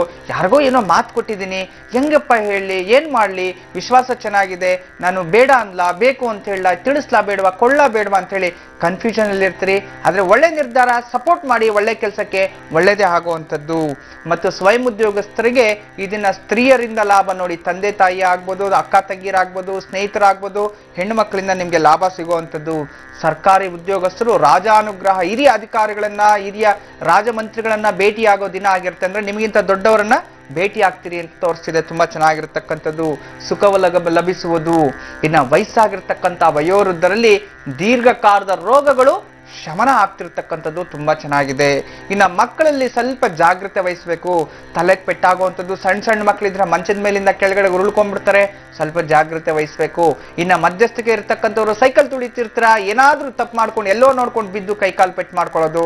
ಇನ್ನ ರ್ಯಾಶ್ ಡ್ರೈವ್, ದೊಡ್ಡವರು ಸ್ವಲ್ಪ ಮಕ್ಕಳಲ್ಲಿ ವಯಸ್ಸಾಗಿರ್ತಾನೆ ಕಾಲೇಜು ರ್ಯಾಶ್ ಡ್ರೈವ್ ಅಂತ ಇಂಥದ್ದು ಮಾಡ್ಕೋಬೇಡಿ, ಜಾಗ್ರತೆ ವಹಿಸ್ಬೇಕು. ನೋಡಿ, ಮಕ್ಕಳು ಅಂತಂದಾಗ ಸಣ್ಣ ಮಕ್ಕಳಿಂದ ವಯಸ್ಸಾಗಿರ್ತಕ್ಕಂಥ ಮದುವೆ ಆಗೋ ತನಕ ನಮ್ಮ ವಿಚಾರದಲ್ಲಿ ಮಕ್ಕಳು, ಅದರಿಂದ ಎಲ್ಲರೂ ಸಹ ಸ್ವಲ್ಪ ಜಾಗ್ರತೆ ವಹಿಸಿದ್ರೆ ತುಂಬಾ ಒಳ್ಳೆಯದು. ಈ ದಿನ ಮೃತ್ಯುಂಜಯ ಮಂತ್ರ ಅಥವಾ ಓಂ ನಮಃ ಶಿವಾಯ ಅನ್ನೋ ಪಂಚಾಕ್ಷರ ಮಂತ್ರ ಓದ್ಕೊಳ್ಳಿ, ಅಥವಾ ಅದನ್ನ ಪ್ರಾರ್ಥನೆ ಮಾಡ್ಕೊಂಡು ಎಲ್ಲಾ ಕೆಲಸಗಳನ್ನು ಶುರು ಮಾಡಿ. ಎಲ್ಲಾ ರೀತಿಯಲ್ಲೂ ಶುಭನೇ ಸಿಗುತ್ತೆ. ಕೆಲವರಿಗೆ ಶುಭ, ಕೆಲವ್ರಿಗೆ ಅಶುಭ ಇದ್ದಿದ್ದೆ.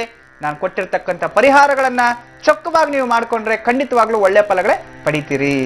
ನಿನ್ನೆಯ ನೇರ ಪ್ರಸಾರದ ಕಂತುವಿನಲ್ಲಿ ಗುರುಜಿಯವರು ತಿಳಿಸ್ಕೊಡ್ತಿದ್ರು ಮನೆಯ ವಾಸ್ತು ಹೇಗಿರಬೇಕು, ಇನ್ನು ಅದರಲ್ಲೂ ವಿಶೇಷವಾಗಿ ದೇವರ ಕೋಣೆ ಯಾವ ರೀತಿ ಇರಬೇಕು, ಯಾವ ದಿಕ್ಕಿನಲ್ಲಿ ಇರಬೇಕು ಅನ್ನೋದನ್ನ ತಿಳಿಸ್ಕೊಟ್ಟಿದ್ರು. ಇಂದು ಮಲಗುವಂತಹ ಕೋಣೆ ಹೇಗಿರಬೇಕು ಅನ್ನೋದ್ರ ಬಗ್ಗೆ ತಿಳಿಸ್ಕೊಡ್ಲಿದ್ದಾರೆ. ವಾಸ್ತು ಟಿಪ್ಸ್ಗಾಗಿ ಗುರುಜಿ ಅವರಿಂದ ಸಾಕಷ್ಟು ಮಾಹಿತಿಯನ್ನ ಈಗ ಕೇಳಿ ತಿಳಿಯೋ ಸಮಯ. ಗುರುಜಿ, ವಾಸ್ತು ನಿನ್ನೆ ಮೊನ್ನೆ ಎಲ್ಲವೂ ನಾನು ತಿಳಿಸ್ಕೊಡ್ತಾ ಇದ್ದೀನಿ. ವಾಸ್ತು ಅಂದ್ರೆ ಏನು, ವಾಸ್ತು ಹೇಗಿರಬೇಕು, ವಾಸ್ತು ಪುರುಷನ ಕಥೆ ಏನು, ವಾಸ್ತು ಎಲ್ಲಿ ಬಂತು ಅಂತ ನೋಡಿ. ಯಾವತ್ತೇ ಆಗ್ಲಿ ಒಂದು ಮನೆ ಕಟ್ಟಬೇಕಾದ್ರೂ ಸಹ ನಾವು ದೇವ ಮೂಲೆಯಲ್ಲಿ ಫಸ್ಟ್ ಪೂಜೆಯನ್ನ ಮಾಡ್ತೀವಿ. ಫಸ್ಟ್ ಏನ್ ಮಾಡ್ತೀವಿ? ಪಾಯ ಪೂಜೆಯನ್ನ ಮಾಡ್ತೀವಿ. ಅಲ್ಲಿ ಯಾರ್ಯಾರು ಪೂಜೆ ಮಾಡ್ತೀವಿ? ಫಸ್ಟ್ ಮಹಾಗಣಪತಿ ಪೂಜೆ ಮಾಡ್ತೀವಿ, ನಂತರ ವಾಸ್ತು ಆರಾಧನೆ ಮಾಡ್ತೀವಿ.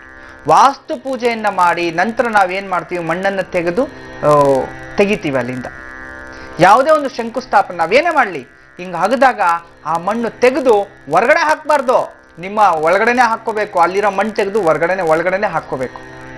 ಆದ್ರೆ ಅದಕ್ಕಿಂತ ಮುಂಚಿತವಾಗಿ ನೀವು ಯಾವುದೇ ಮನೆ ನಿರ್ಮಾಣ ಮಾಡಬೇಕಾದ್ರೂ, ಕ್ಲೀನ್ ಮಾಡ್ತಾರಲ್ಲ ಸೈಟು, ಹಳೆ ಮಣ್ಣು ಕನಿಷ್ಠ ಪಕ್ಷ 1 ಅಡಿ ಆದ್ರೂ ಮೇಲಿರೋದೆಲ್ಲ ತೆಗೆದು ಬಿಡಬೇಕು. ಯಾಕಂದ್ರೆ ಯಾವುದೋ ಮೂಳೆ ಮತ್ತೊಂದು ಸೇರ್ಕೊಂಡಿದೆ, ಅದ್ರ ಮೇಲೆ ಮನೆಯನ್ನು ಕಟ್ಬಿಡ್ತೀರಿ. ಪಾಯದಲ್ಲಿ ಮೂಳೆ ಸೇರ್ಕೊಂಡ್ರು ಅಂದ್ರೆ ಪ್ರೇತಾಕರ್ಷಣೆ ಆಗುತ್ತೆ. ಆಗ ಮನೆಯೆಲ್ಲ ಪ್ರೇತ ಲಕ್ಷಣಗಳು ಇದ್ಬಿಡುತ್ತೆ. ಇದೆಲ್ಲ ಸ್ವಲ್ಪ ಶುದ್ಧಿ ಮಾಡ್ಕೋಬೇಕು, ತಿಳ್ಕೋಬೇಕು ಮನೆ ಕಟ್ಟುವಂಥವ್ರು. ಇನ್ನೆರಡನೇದಾಗಿ ಇವತ್ತು ವಾಸ್ತುವಿನ ಮನೆಯಲ್ಲಿ ಮಲಗೋ ಕೋಣೆಯ ಬಗ್ಗೆ ಚರ್ಚೆ. ನೋಡಿ, ಮಲಗೋ ಕೋಣೆ ಒಬ್ಬೊಬ್ರು ಒಂದೊಂದು ವಯೋಮಿತಿ ಇರುತ್ತೆ. ವಯಸ್ಸಾಗಿರ್ತಕ್ಕಂಥವ್ರು ಇರ್ತಾರೆ, ರಿಟೈರ್ಮೆಂಟ್ ಇರತಕ್ಕಂಥವ್ರು ಇರ್ತಾರೆ, ಓದೋ ಅಂತ ಮಕ್ಕಳು ಇರ್ತಾರೆ, ಒಬ್ಬೊಬ್ರಿಗೊಂದೊಂದು ಥರ ಇರುತ್ತೆ. ಆದ್ರೆ ನಾವೆಲ್ಲರೂ ಏನ್ ಮಾಡ್ತೀವಿ? ಮಲಗಿದ್ರೆ ದಕ್ಷಿಣಕ್ಕೆ ಮಲಗ್ತೀವಿ ಅಥವಾ ಪೂರ್ವಕ್ಕೆ ಮಲಗ್ತೀವಿ, ಉತ್ತರಕ್ಕೆ ಯಾಕೆ ಮಲಗಬಾರ್ದು ಅಂತ ನಾನು ನೆನ್ನೆ ತಿಳಿಸ್ದೆ. ಮಲಗೋ ಕೋಣೆ ಯಾವತ್ತೂ ವಯಸ್ಸಾಗಿರ್ತಕ್ಕಂಥವ್ರು ಮನೆಯಲ್ಲಿ ರಿಟೈರ್ಮೆಂಟ್ ಆಗಿ ಕೂತಿರ್ತಲ್ಲ, ವಯಸ್ಸಾಗಿರ್ತಕ್ಕಂಥವ್ರು ಯಾವಾಗ್ಲೂ ಅವರು ದಕ್ಷಿಣ ನೈಋತ್ಯ ಕೋಣೆನೇ ಆಗಿರ್ಬೇಕು.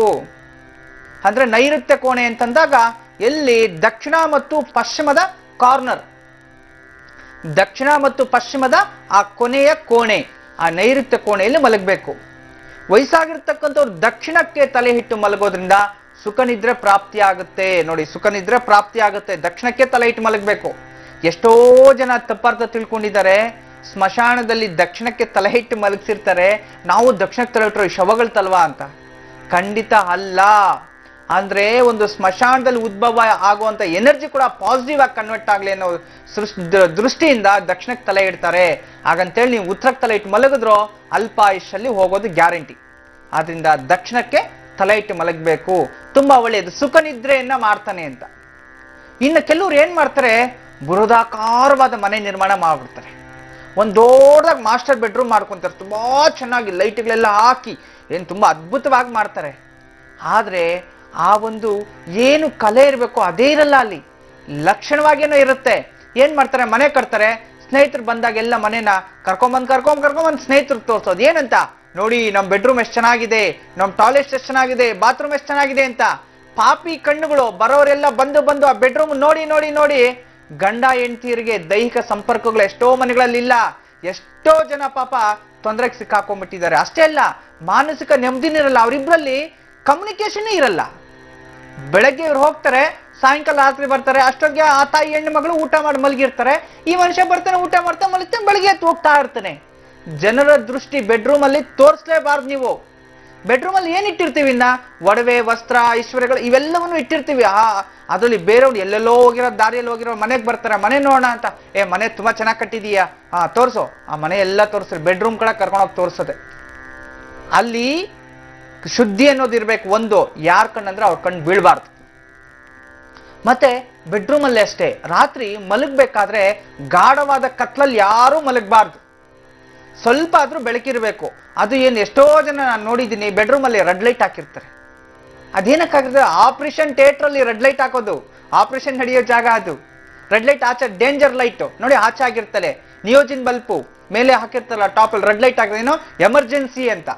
ಆ ಎಮರ್ಜೆನ್ಸಿ ಎಲ್ಲ ಒಳಗಡೆ ರೆಕಾರ್ಡಿಂಗ್ ಆಗ್ತಿದೆ ಅಥವಾ ಮತ್ತೊಂದು ಏನೋ ಆಗ್ತಿದೆ, ಹೊರಗಡೆ ರೆಡ್ ಲೈಟ್ ಅಂದ್ರೆ ಹೋಗ್ಬಾರ್ದು, ಡೇಂಜರಸ್, ಈಗ ಯಾರು ಡಿಸ್ಟರ್ಬ್ ಮಾಡಬೇಡಿ ಅಂತ. ಆದ್ರೆ ನೀವು ಮಲಗೋಗ್ಬೇಕಾದ್ರೆ ಯಾರು ಡಿಸ್ಟರ್ಬ್ ಮಾಡಬೇಡಿ ಅಂತ ರೆಡ್ ಲೈಟ್ ಹಾಕಿದ್ರೆ ಏನೋ ಗೊತ್ತಿಲ್ಲ. ಆದ್ರೆ ರಾತ್ರಿ ಮಲಗಬೇಕಾದ್ರೆ ಹಸಿರು ಬಣ್ಣ ಅಥವಾ ತಿಳಿ ನೀಲಿ ಬಣ್ಣ ಅಂತಂದ್ರೆ purple colour, light blue colour ಇರಬೇಕು ಅಥವಾ ಲೈಟ್ ಗ್ರೀನ್ ಕಲರ್ ಇರಬೇಕು. ಗ್ರೀನ್ ಕಲರ್ ಅಲ್ಲಿ ಮಲಗೋದ್ರಿಂದ ಜ್ಞಾನಾರ್ಜನೆ, ಒಳ್ಳೆ ಬುದ್ಧಿ, ಒಳ್ಳೆ ಥಾಟ್ಸೇ ಬರುತ್ತೆ. ಹಸಿರು ಬಣ್ಣ ಮತ್ತೆ ನೀಲಿ ಬಣ್ಣದಲ್ಲಿ ಮಲ್ಕೊಳ್ಳೋದ್ರಿಂದ ಡೀಪ್ ಸ್ಲೀಪ್ ಹೋಗುವಂಥದ್ದು, ನಿದ್ದೆಗೆ ಬೇಕಾಗಿರ್ತಕ್ಕಂಥ ಪಾಸಿಟಿವ್ ಎನರ್ಜಿನ ಆ ಒಂದು ಬೆಳಕು ಕ್ರಿಯೇಟ್ ಮಾಡುತ್ತೆ, ನೀಲವರ್ಣದ ಬೆಳಕು. ಅದಕ್ಕೆ ನೀಲವರ್ಣಾಯ ನೀಲನೇತ್ರಾಯ ನೀಲಾಂಕುಶ ಪಾಶ, ಎಲ್ಲವೂ ನೀಲವರ್ಣದೇ ಇರತಕ್ಕಂಥದ್ದು. ಅದರಲ್ಲಿ ಯಾವುದೋ ಒಂದು ಶ್ಲೋಕದಲ್ಲಿ ಒಂದು ಮಂತ್ರ ಬರುತ್ತೆ. ಅದರಿಂದ ಆ ಒಂದು ಬೆಡ್ರೂಮ್ ಅಲ್ಲಿ ಮಂದ ಬೆಳಕಿನಲ್ಲಿ ಇರಬಾರ್ದು. ರಾತ್ರಿ ಮಲಗಬೇಕಾದ್ರೆ ಒಂದು ತೆಳು ಬೆಳಕು ಇರತಕ್ಕಂಥದ್ದು ಮತ್ತು ಫುಲ್ ಮಂದ ಕತ್ತಲೂ ಇರಬಾರ್ದು, ಗಾಢವಾದ ಕತ್ಲು. ಕೆಲವ್ರಿಗೆ ಏನಾಗುತ್ತೆ, ಲೈಟ್ ಆನ್ ಅಲ್ಲಿ ಇದ್ರೆ ಸ್ವಲ್ಪ ಆದ್ರೂ ಬೆಳಕಿದ್ರೆ ನಿದ್ದೆನೇ ಬರಲ್ಲ, ಗುರಾಕೊಂಡ್ಬಿಡ್ತಾರೆ. ಹಂಗೆಲ್ಲ ಮಾಡಬಾರ್ದು, ಸ್ವಲ್ಪ ಲೈಟ್ ಇರಲೇಬೇಕು. ಇಲ್ಲ ಅಂತಂದ್ರೆ ಪ್ರೇತಾಕರ್ಷಣೆಗಳಾಗುತ್ತೆ ಆ ರೂಮ್ಗೆ. ಅಂತಂದ್ರೆ ಏನು, ಕೆಲವ್ರು ಹೇಳ್ತಿರಲ್ಲ, ಯಾರೋ ಬಂದು ಕತ್ತಿಸಿದಂಗ ಆಗೋಯ್ತು ನನ್ಗೆ, ರಾತ್ರಿ ಎಲ್ಲ ಯಾರೋ ನಾನು ಹಿಂಗೆ ಹಿಡ್ಕೊಂಡಂಗಾಯ್ತು, ಪಕ್ಕದಲ್ಲಿ ಟಚ್ ಆದ್ಮೇಲೆ ಓಡೋಯ್ತು ಅಂತ. ಆ ಬೆಳಕಿದ್ರೆ ಖಂಡಿತವಾಗ್ಲೂ ಆ ರೂಮ್ಗೆ ಅಂತವ್ ಯಾವುದು ಬರೋದಿಲ್ಲ. That is all negative energies. ಆ ನೆಗೆಟಿವ್ ಎನರ್ಜಿನ ಇದು ಅವಾಯ್ಡ್ ಮಾಡುತ್ತೆ. ಇನ್ನೂ ಇದೆ, ತಿಳಿಸ್ತೀನಿ. ಮಲಗುವ ಕೋಣೆ ಯಾವ ವಯೋಮಾನದವರಿಗೆ ಯಾವ ರೀತಿ ಇರಬೇಕು ಅನ್ನೋದನ್ನ ಗುರುಜಿ ಅವರು ತಿಳಿಸ್ಕೊಡ್ತಿದ್ರು. ಬನ್ನಿ ಈಗ ಇನ್ನಷ್ಟು ಮಾಹಿತಿಯನ್ನ ಸಂಗ್ರಹಿಸೋಣ. ಗುರುಜಿ, ಮಲಗುವ ಕೋಣೆ, ಇನ್ನ ಮಲಗುವ ಕೋಣೆ ಆಗ್ಲೇ ಹೇಳ್ತಿದ್ದೆ, ಯಾರ ಕಣ್ಣಂದ್ರೆ ದುಷ್ಟ ಕಣ್ಣೆಲ್ಲ ಬೀಳಬಾರ್ದು ಅಂತ. ಇನ್ನ ವಿಶೇಷವಾಗಿ ಎಷ್ಟೋ ಜನ ಹೆಣ್ಣು ಮಕ್ಕಳಿಗೆ ತನ್ನ ಬೆಡ್ರೂಮ್ ಅಲ್ಲಿ ಹೋಗಿ ಮಲ್ಕೊಂಡ್ರೆ, ಪಾಪ ಎಷ್ಟೋ ಜನ ಹೆಣ್ಣು ಮಕ್ಕಳಿಗೆ ಅಲ್ಲಿ ನಿದ್ದೆ ಅನ್ನೋದು ಬರೋದಿಲ್ಲ, ತುಂಬಾ ಡಿಪ್ರೆಷನ್ಗೆ ಹೋಗ್ಬಿಡ್ತಾರೆ, ಸಿಕ್ಕಾಪಟ್ಟೆ ಡಿಪ್ರೆಸಿವ್. ಏನಕ್ಕೆ ಆ ರೀತಿ ಹೋಗ್ತಿದ್ದಾರೆ ಅಂತಂದಾಗ, ಬೇರೆ ರೂಮಲ್ಲಿ ಮಲಗಿದ್ರೆ ನಿದ್ದೆ ಬರುತ್ತೆ, ಆ ಒಂದು ಮಂಚದ ಮೇಲೆ ಮಲಗಿದ್ರೆ ಆ ಒಂದು ನಿದ್ದೆ ಅನ್ನೋದು ಬರೋದಿಲ್ಲ, ಪಾಪ ಡಿಪ್ರೆಷನ್ಗೆ ಹೋಗ್ತಾರೆ. ಇದು ಸಾಕಷ್ಟು ಮನೆಗಳಲ್ಲಿ ಆಗ್ತಿರತಕ್ಕದ್ದು. ಬಿಕಾಸ್ ಯಾಕೆ ಅಂದ್ರೆ ಅಲ್ಲಿ ನೆಗೆಟಿವ್ ಎನರ್ಜಿ ಅನ್ನೋದು ಕ್ರಿಯೇಟ್ ಆಗ್ತಿದೆ. ಅದು ಎಲ್ಲಿಂದ ಕ್ರಿಯೇಟ್ ಆಗ್ತಿದೆ ಅನ್ನೋದು ಫಸ್ಟ್ ಕಂಡುಹಿಡ್ಕೋಬೇಕು ನಾವು. ಒಂದು ಕನ್ನಡಿಯಿಂದ. ಯಾವ ರೀತಿ ಕನ್ನಡಿ ನೋಡಿ, ಬೆಡ್ರೂಮ್ ಅಲ್ಲಿ ಹೋಗಿ ಮಲ್ಕೊಳ್ಳಿ, ಕನ್ನಡಿ ಎಲ್ಲಿ ಎಕ್ಸಾಕ್ಟ್ ಆಗಿ ನಿಮ್ಗೆ ಮಲಗಿದಾಗ ನಮ್ಗೆ ಕನ್ನಡಿ ಯಾವುದೇ ಕಾರಣಕ್ಕೂ ನಮ್ಮ ಪ್ರತಿಬಿಂಬ ಅದ್ರಲ್ಲಿ ಕಾಣಿಸ್ಬಾರ್ದು, ರಿಫ್ಲೆಕ್ಟ್. ಈಗ ಮನುಷ್ಯ ದಕ್ಷಿಣಕ್ಕೆ ಉತ್ತರಕ್ಕೆ ಕಾಲು, ದಕ್ಷಿಣಕ್ಕೆ ತಲೆ ಹಾಕಿ ಮಲ್ಕಿರ್ತಾನೆ ಅನ್ಕೊಳ್ಳಿ, ಪೂರ್ವದಿಂದ ಪಶ್ಚಿಮಕ್ಕಾಗ್ಲಿ ಅಥವಾ ಪಶ್ಚಿಮದಿಂದ ಪೂರ್ವಕ್ಕಾಗ್ಲಿ ಕನ್ನಡಿ ಇರ್ಬೇಕಾದ್ರೆ ಮಧ್ಯದಲ್ಲಿ ಹಿಂಗ್ ಮಲಗಬಾರ್ದು. ಈ ಕನ್ನಡಿ ಇದೆ, ಈಗ ಮನುಷ್ಯ ಹಿಂಗ್ ಮಲಗಬಾರ್ದು. ಆ ರಿಫ್ಲೆಕ್ಟಿವ್ ಎಲ್ಲಿ ಸರಿಯಾಗಿ ಬೀಳ್ತಿದೋ ಆ ಪಾರ್ಟು ವೀಕ್ ಆಗುತ್ತೆ. ಎಷ್ಟೋ ಜನಕ್ಕೆ ಮೊಣಕಾಲು ನೋವು, ಕೈಕಾಲು ನೋವು ಅನ್ನೋಗೆ ಕಾಲು ಕನ್ನಡಿಯಲ್ಲಿ ಕಾಣಿಸ್ತಾ ಇರುತ್ತೆ. ಅದಕ್ಕೆ ಇನ್ನು ಎಕ್ಸಾಕ್ಟ್ ಮಧ್ಯದ ಜಾಲ ಇಟ್ಟಿರ್ತಾರೆ. ಏನ್ ಮಾಡಿರ್ತಾರೆ ಹೇಳಿ, ಪೂರ್ವದಿಂದ ಪಶ್ಚಿಮಕ್ಕೆ, ಅಲ್ಲಿ ಪಶ್ಚಿಮದಿಂದ ಪೂರ್ವದ ಕಡೆಗೆ ಎಕ್ಸಾಕ್ಟ್ ಆ ಕಾರ್ನಲ್ಲಿ ಕಬೋರ್ಡ್ಸ್ ಮಾಡ್ಬಿಟ್ಟಿರ್ತಾರೆ. ಆ ಕಬೋರ್ಡ್ಸ್ ಮಧ್ಯದಲ್ಲಿ ಒಂದು ಮೇಕಪ್ ಸ್ಟ್ಯಾಂಡು ಇದು ಮಾಡ್ಬಿಡ್ತಾರೆ, ಅದ್ರ ಎದುರುಗಡೆ ಮಂಚ ಹಾಕ್ಬಿಟ್ಟಿರ್ತಾರೆ, ಅದ್ರಲ್ಲಿ ಹೋಗಿ ಮಲಗ್ತಾರೆ. ಆ ನೆರಳಿಂದ ಸ್ವಂಟ ನೋವು ಹೆಣ್ಣು ಮಕ್ಕಳಿಗೆ ಜಾಸ್ತಿ ಬರೋವಂಥದ್ದು. ಮತ್ತೆ ಯೂಟ್ರಸ್ ಪ್ರಾಬ್ಲಮ್ ಜಾಸ್ತಿ ಬರೋವಂಥದ್ದು, ಬ್ರೆಸ್ಟ್ ಕ್ಯಾನ್ಸರ್ಸ್ ಜಾಸ್ತಿ ಬರೋವಂಥದ್ದು, ಮತ್ತೆ ಥ್ರೋಟ್ ಕ್ಯಾನ್ಸರ್ ಜಾಸ್ತಿ ಬರೋವಂಥದ್ದು. ಪಾಪ ಅವ್ರು ಏನು ತಪ್ಪು ಮಾಡಿರಲ್ಲ. ಎಲ್ಲಿ ಎನರ್ಜಿ ಕ್ರಿಯೇಟ್ ಆಗ್ತಿದೆ? Be only mercury. ಮೆರ್ಕ್ಯೂರಿ ಅಂತಂದ್ರೆ ಪಾದರಸದಿಂದ ಆಗಿರತಕ್ಕಂಥ ಕನ್ನಡಿಯಿಂದ. ಮೆರ್ಕ್ಯೂರಿ ಅಷ್ಟು ಒಳ್ಳೇದಲ್ಲ. ಪಾದರಸ ಗೊತ್ತಾದು, ಪಾಷಾಣ ಅದು. ರಾತ್ರಿ ಸಮಯದಲ್ಲಿ ಕನ್ನಡಿನೇ ನೋಡಬಾರ್ದು ಅಂತ ಹೇಳ್ತೇನೆ. ರಾತ್ರಿ ಎಲ್ಲ ನಮ್ಮ ಮೇಲೆ ಅದ್ರ ದೃಷ್ಟಿ ಬೀಳ್ತಿದ್ರೆ ಇನ್ನೇನಾಗುತ್ತೆ, ಆ ರಿಫ್ಲೆಕ್ಟ್ ಇಂದ ಬಿದ್ದು ಬಿದ್ದು ಬಿದ್ದು ಆ ಪಾಟ್ಸ್ ಎಲ್ಲಿ ಬೀಳ್ತಾ ಇರ್ತೋ ಅದು ವೀಕ್ ಆಗ್ತಾ ಬರುತ್ತೆ. ಆದ್ರಿಂದ ಯಾವುದೇ ಕಾರಣಕ್ಕೂ ಮಲಗುವ ಕೋಣೆಯಲ್ಲಿ ನೀವು ಮಲಗಿದಾಗ ನಿಮಗ್ ಕಾಣಿಸೋ ತರ ಬೆಡ್ರೂಮ್ ಅಲ್ಲಿ ಇದು ಇರಬಾರ್ದು. ಇನ್ ಕೆಲವರೇನು ಪಾಪ ಇನ್ನು ಶ್ರೀಮಂತರ ಕತೆ ಇದಾಯ್ತು. ಬಡವ್ರ ಕತೆ ಏನು, ಬೆಡ್ರೂಮ್ ಅಲ್ಲಿ ಒಂದು ಬೀರು ಇಟ್ಟಿರ್ತಾರೆ, ಆ ಬೀರಿಗೊಂದು ಕನ್ನಡಿ ಹಾಕ್ ಮಾಡ್ಬಿಡ್ತೀವಿ. ಈಗೆಲ್ಲ ಫ್ಯಾಷನ್ ಆಗ್ಬಿಟ್ಟಿದೆ ಅದು. ಏನು ಗಾಡ್ರೇಜ್ಗೆ ಅಥವಾ ಅಲ್ಮಾರ್ಗೆ ಒಂದು ಕನ್ನಡಿ ಜೊತೆಲಿ ಮೆಚ್ಕೊಂಡ್ ಬರೋದು, ಅದನ್ನ ಮೆಚ್ಕೊಂಡ್ ಬಂದ್ಬಿಡ್ತಾರೆ, ಅಲ್ಲಿಟ್ಟಿರ್ತಾರೆ, ರೂಮಲ್ಲಿ ಮಲಗ್ತಾರೆ. ಪಾಪ ಕನ್ನಡಿ ಬೆಳಗ್ಗೆ ಅದ್ರಲ್ಲೇ ನೋಡ್ಕೋಬೇಕು, ಅದ್ರಲ್ಲೇ ಹೋಗ್ಬೇಕು. ಅಂತವ್ರು ಕೂಡ ರಾತ್ರಿ ಸಮಯದಲ್ಲಿ ಒಂದು ಸ್ಕ್ರೀನ್ ಹಾಕಿಟ್ಬಿಡಿ, ಬೇಕಾದ್ರೆ ಹೊಡೆದಾಕ್ಬಿಡಿ, ಸ್ಕ್ರೀನ್ ಹಾಕಿಟ್ಬಿಡಿ, ಅಥವಾ ಅದನ್ನ ಬೇರೆ ಕಡೆಗಾದ್ರೂ ತಿರುಗಿಸಿ, ಏನಾದ್ರೂ ವ್ಯವಸ್ಥೆಗಳು ಮಾಡ್ಕೋಬೇಕು. ಆದ್ರಿಂದ ಬಡವರೇ ಆಗ್ಲಿ ಶ್ರೀಮಂತರೇ ಆಗ್ಲಿ ರಾತ್ರಿ ಸಮಯದಲ್ಲಿ ನೀವು ಮಲಗಿದಾಗ ಕನ್ನಡಿ ಬೆಳಕು ನಿಮ್ಮ ಮೇಲೆ ಬೀಳಬಾರ್ದು, ಬಿಟ್ಟು ನಿಮ್ಗೆ ಅನಾರೋಗ್ಯಗಳು ಜಾಸ್ತಿ ಬರುತ್ತೆ. ಜಾಗೃತಿಯಲ್ಲಿ. ಇನ್ನು ಎರಡನೇದಾಗಿ, ಮಲಗಿದಾಗ ನಿಂತಿರ್ತಕ್ಕಂಥ ಬಟ್ಟೆಗಳು ಕಣ್ಣು ಕಾಣಿಸ್ಬಾರ್ದು. ನೀವೇನ್ ಮಾಡ್ತೀರಿ ಗೊತ್ತಾ, ಮನೆ ಬಾಗ್ಲು ಹಿಂಗ್ ಓಪನ್ ಮಾಡಿದ ತಕ್ಷಣ ಒಳಗಡೆ ಬಾಗ್ಲಿಂದೆ ಅಲ್ಲಿ ಸ್ಟಿಕ್ ಮಾಡ್ಬಿಟ್ಟಿರ್ತೀರಿ ಈ ಬಟ್ಟೆಗಳು ತಗ್ಲಾಕೋ ಒಂದು ಸ್ಟ್ಯಾಂಡ್ ಅನ್ನ. ನೀವೇನ್ ಮಾಡ್ತೀರಿ, ಬಂದಿದ ತಕ್ಷಣ ಪಾಪ ರಾತ್ರಿ ಗಂಡ ಬರ್ತಾನೆ ಕೆಲ್ಸದಿಂದ, ಆ ಬಟ್ಟೆಗಳೆಲ್ಲ ತೆಗೆದು ಆ ಒಂದು ಬಾಗ್ಲಿಗೆ ಹಿಂದೆ ತಗ್ಲಾಕ್ಬಿಡೋದು, ಆ ರೂಮಲ್ಲಿ ಮಲ್ಕೊಳ್ಳೋದು ಬಾಗ್ಲ ಹಾಕೊಂಡು. ಬೆಳಗ್ಗೆ ಎದ್ದು ಆ ಕೊಳೆ ಬಟ್ಟೆ ನೋಡ್ಬೇಕು, ಬೆಳಗ್ಗೆ ಎದ್ದ ತಕ್ಷಣ ನಿಂತಿರೋ ಬಟ್ಟೆ ನೋಡ್ಬೇಕು. ಹಂಗ್ ನೋಡಬಾರ್ದು. ಯಾವಾಗ್ಲೂ ಬಟ್ಟೆ ಮಡ್ಚಿಡ್ಬೇಕು. ಎಲ್ಲೆಲ್ಲ ಅಂದ್ರೆ ಹಿಂಗ್ ತೂಗಾಡ್ತಾ ಇರಬಾರ್ದು. ತೂಗಾಡ್ತಿದ್ರೆ ಅದ್ರಲ್ಲಿ ನೆಗೆಟಿವ್ ಎನರ್ಜಿ ಫ್ಲೋ ಆಗುತ್ತೆ. ನೀವ್ ಎಲ್ಲಿಂದನೋ ಓಡಾಡ್ಕೊಂಡ್ ಬಂದಿರ್ತಿರಲ್ಲ, ಅದೇನಾಗುತ್ತೆ, ಆ ರೂಮ್ ಎಲ್ಲ ಹರಡಿಸುತ್ತೆ. ಆಗ ನಿಮ್ಮ ಮಾನಸಿಕ ನೆಮ್ಮದಿ ಹಾಳಾಗುತ್ತೆ. ಮಾನಸಿಕ ರಾತ್ರಿ ಚೆನ್ನಾಗಿರ್ತೀರಿ, ಬೆಳಗ್ಗೆ ಎದ್ದ ತಕ್ಷಣ ಗಂಡ ಹೆಂಡತಿ ಕಿತ್ತಾಡು, ಮತ್ತೆ ಸಾಯಂಕಾಲ ಹೋಗಿ ಸರಿ, ಬೆಳಗ್ಗೆ ಎದ್ದ ತಕ್ಷಣ ಮತ್ತೆ ಕಿತ್ತಾಡು. ಈ ಮನೆಯಲ್ಲಿ ಎಷ್ಟೋ ಮನೆಗಳಲ್ಲಿ ಹಿಂಗಾಗ್ತಿದ್ರೆ, ಇನ್ ಕೆಲವು ಮನೆಗಳಲ್ಲಿ ಬೆಳಗ್ಗೆಯಿಂದ ಚೆನ್ನಾಗಿರ್ತಾರೆ, ರಾತ್ರಿ ಕಿತ್ತಾಟ ಸ್ಟಾರ್ಟ್. ಈ ರೀತಿ ಆಗುವಂಥದ್ದು ನೋಡಿ. ನೀವು ಮಾಡೋ ಸಣ್ಣ ತಪ್ಪುಗಳಿಗೆ ಎಲ್ಲೆಲ್ಲೇ ತೊಂದರೆ ಆಗತ್ತೆ. ಇನ್ನ ಎಕ್ಸಾಕ್ಟ್ ಆಗಿ ಇನ್ನ ರೂಮ್ಗೆ ನೀವೇನ್ ಮಾಡಿರ್ತೀರಿ, ರೂಮ್ಗೆ ಟಾಯ್ಲೆಟ್ ಬಾತ್ರೂಮ್ ಅಟ್ಯಾಚ್ ಮಾಡಿರ್ತೀರಿ.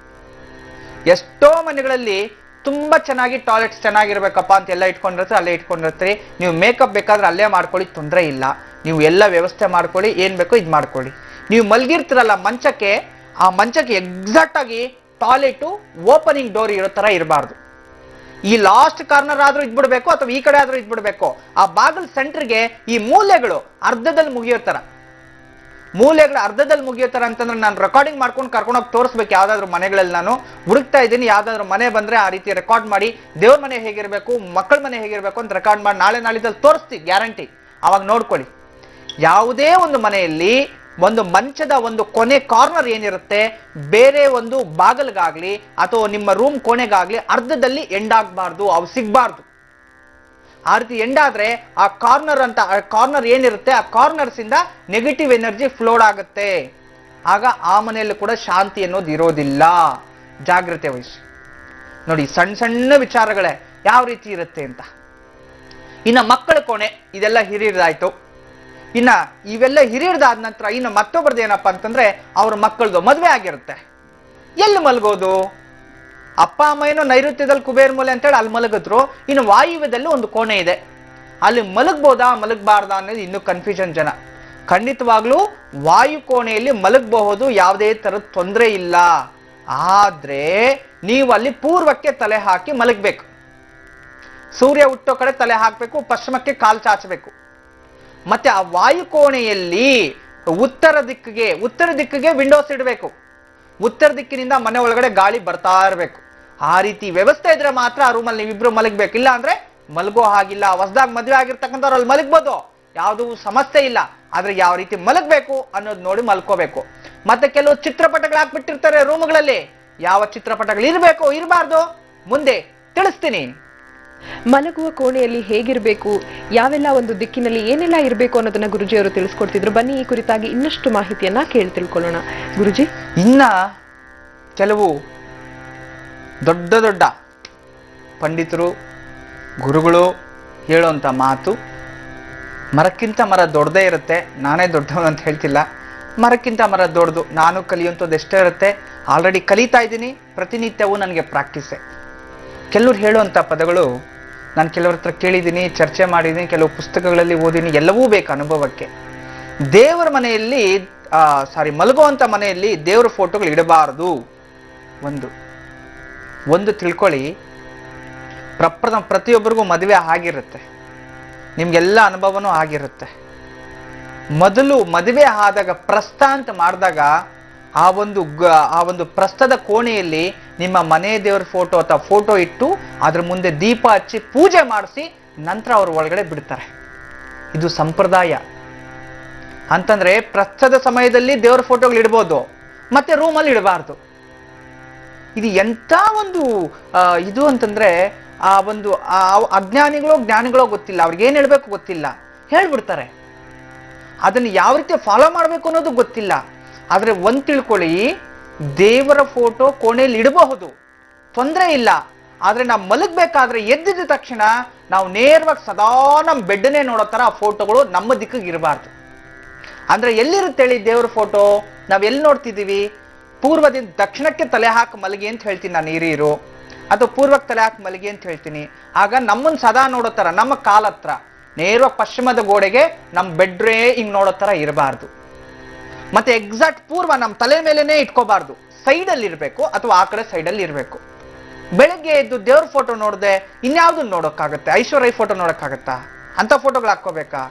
ಖಂಡಿತ ಇಲ್ಲ. ಯಾವುದೇ ತರದ ತಂದೆ ತಾಯಿಗಳ ಫೋಟೋ ಹಾಕೊಳ್ಳಿ, ತೊಂದರೆ ಇಲ್ಲ. ಪಕ್ಕದಲ್ಲಿ ಗುರುಗಳ ಫೋಟೋ ಇಟ್ಕೊಳ್ಳಿ, ತೊಂದರೆ ಇಲ್ಲ. ಆದ್ರೆ ಮಡಿ ಮೈಲಿಗೆ ಏನೋದು ಇರಬೇಕು ಅನ್ನೋ ದೃಷ್ಟಿಯಿಂದ ಅಲ್ಲಿ ಇಡಬಾರ್ದು ಅಂತ ಹೇಳೋದು. ಇದು ಒಂದೇ ದೃಷ್ಟಿ. ಮತ್ತೆ ಬ್ರಹ್ಮಚಾರಿಯರ ಫೋಟೋಗಳನ್ನ ಹಾಕೋಬಾರ್ದು ಬೆಡ್ರೂಮ್ ಅಲ್ಲಿ. ಯಾರು? ಮಹಾಗಣಪತಿ ಫೋಟೋ ಹಾಕೋಬಹುದು, ಆದ್ರೆ ಹನುಮಂತನ ಫೋಟೋ ಹಾಕೋಬಾರ್ದು. ಅಯ್ಯಪ್ಪ ಸ್ವಾಮಿಯ ಫೋಟೋಗಳು ಹಾಕೋಬಾರ್ದು, ಕೆಲವೊಂದು ಹಾಕೋಬಾರ್ದು ಅಂತ ಬ್ರಹ್ಮಚಾರಿ ಫೋಟೋಗಳು ಹಾಕೋಬಹುದು. ಸುಬ್ರಹ್ಮಣ್ಯ ಸ್ವಾಮಿ ಫೋಟೋ ನೋಡಿ, ಒಳ್ಳಿ ದೇವಸೇನ ಅವ್ರನ್ನ ಹಾಕೋಬಹುದು. ವೆಂಕಟೇಶ್ವರನ ಫೋಟೋ ಹಾಕೋಬಹುದು, ಮತ್ತೆ ಶಿವನ ಫೋಟೋ ಹಾಕೋದು, ಪಾರ್ವತಿ ಸಮೇತ ಇರತಕ್ಕಂಥವ್ರು. ಒಬ್ಬಂಟಿಯಾಗಿರ್ತಕ್ಕಂಥ ಫೋಟೋ ಹಾಕೋಬಾರ್ದು. ಎಲ್ಲರೂ ಹಾಕೊಳ್ಳುವಂತ ಫೋಟೋ ಅಂತಂದ್ರೆ ರಾಧಾರೂಪಣೆ, ಶ್ರೀಕೃಷ್ಣನ ಫೋಟೋ ಬೆಡ್ರೂಮ್ ಅಲ್ಲಿ ಇಟ್ಟೇ ಇಟ್ಟಿರ್ತಾರೆ. ಅದು ಶಾಸ್ತ್ರ ಅದು. ಶ್ರೀಕೃಷ್ಣ ಫೋಟೋ ರಾಧೆ ಸಮೇತ ಇರತಕ್ಕಂಥದ್ದು ಹಾಕ್ಬೋದು, ಅಥವಾ ಹಸುಗಳ ಸಮೇತ ಇರತಕ್ಕಂತ ಒಂದು ಫೋಟೋನ ಹಾಕೋಬಹುದು.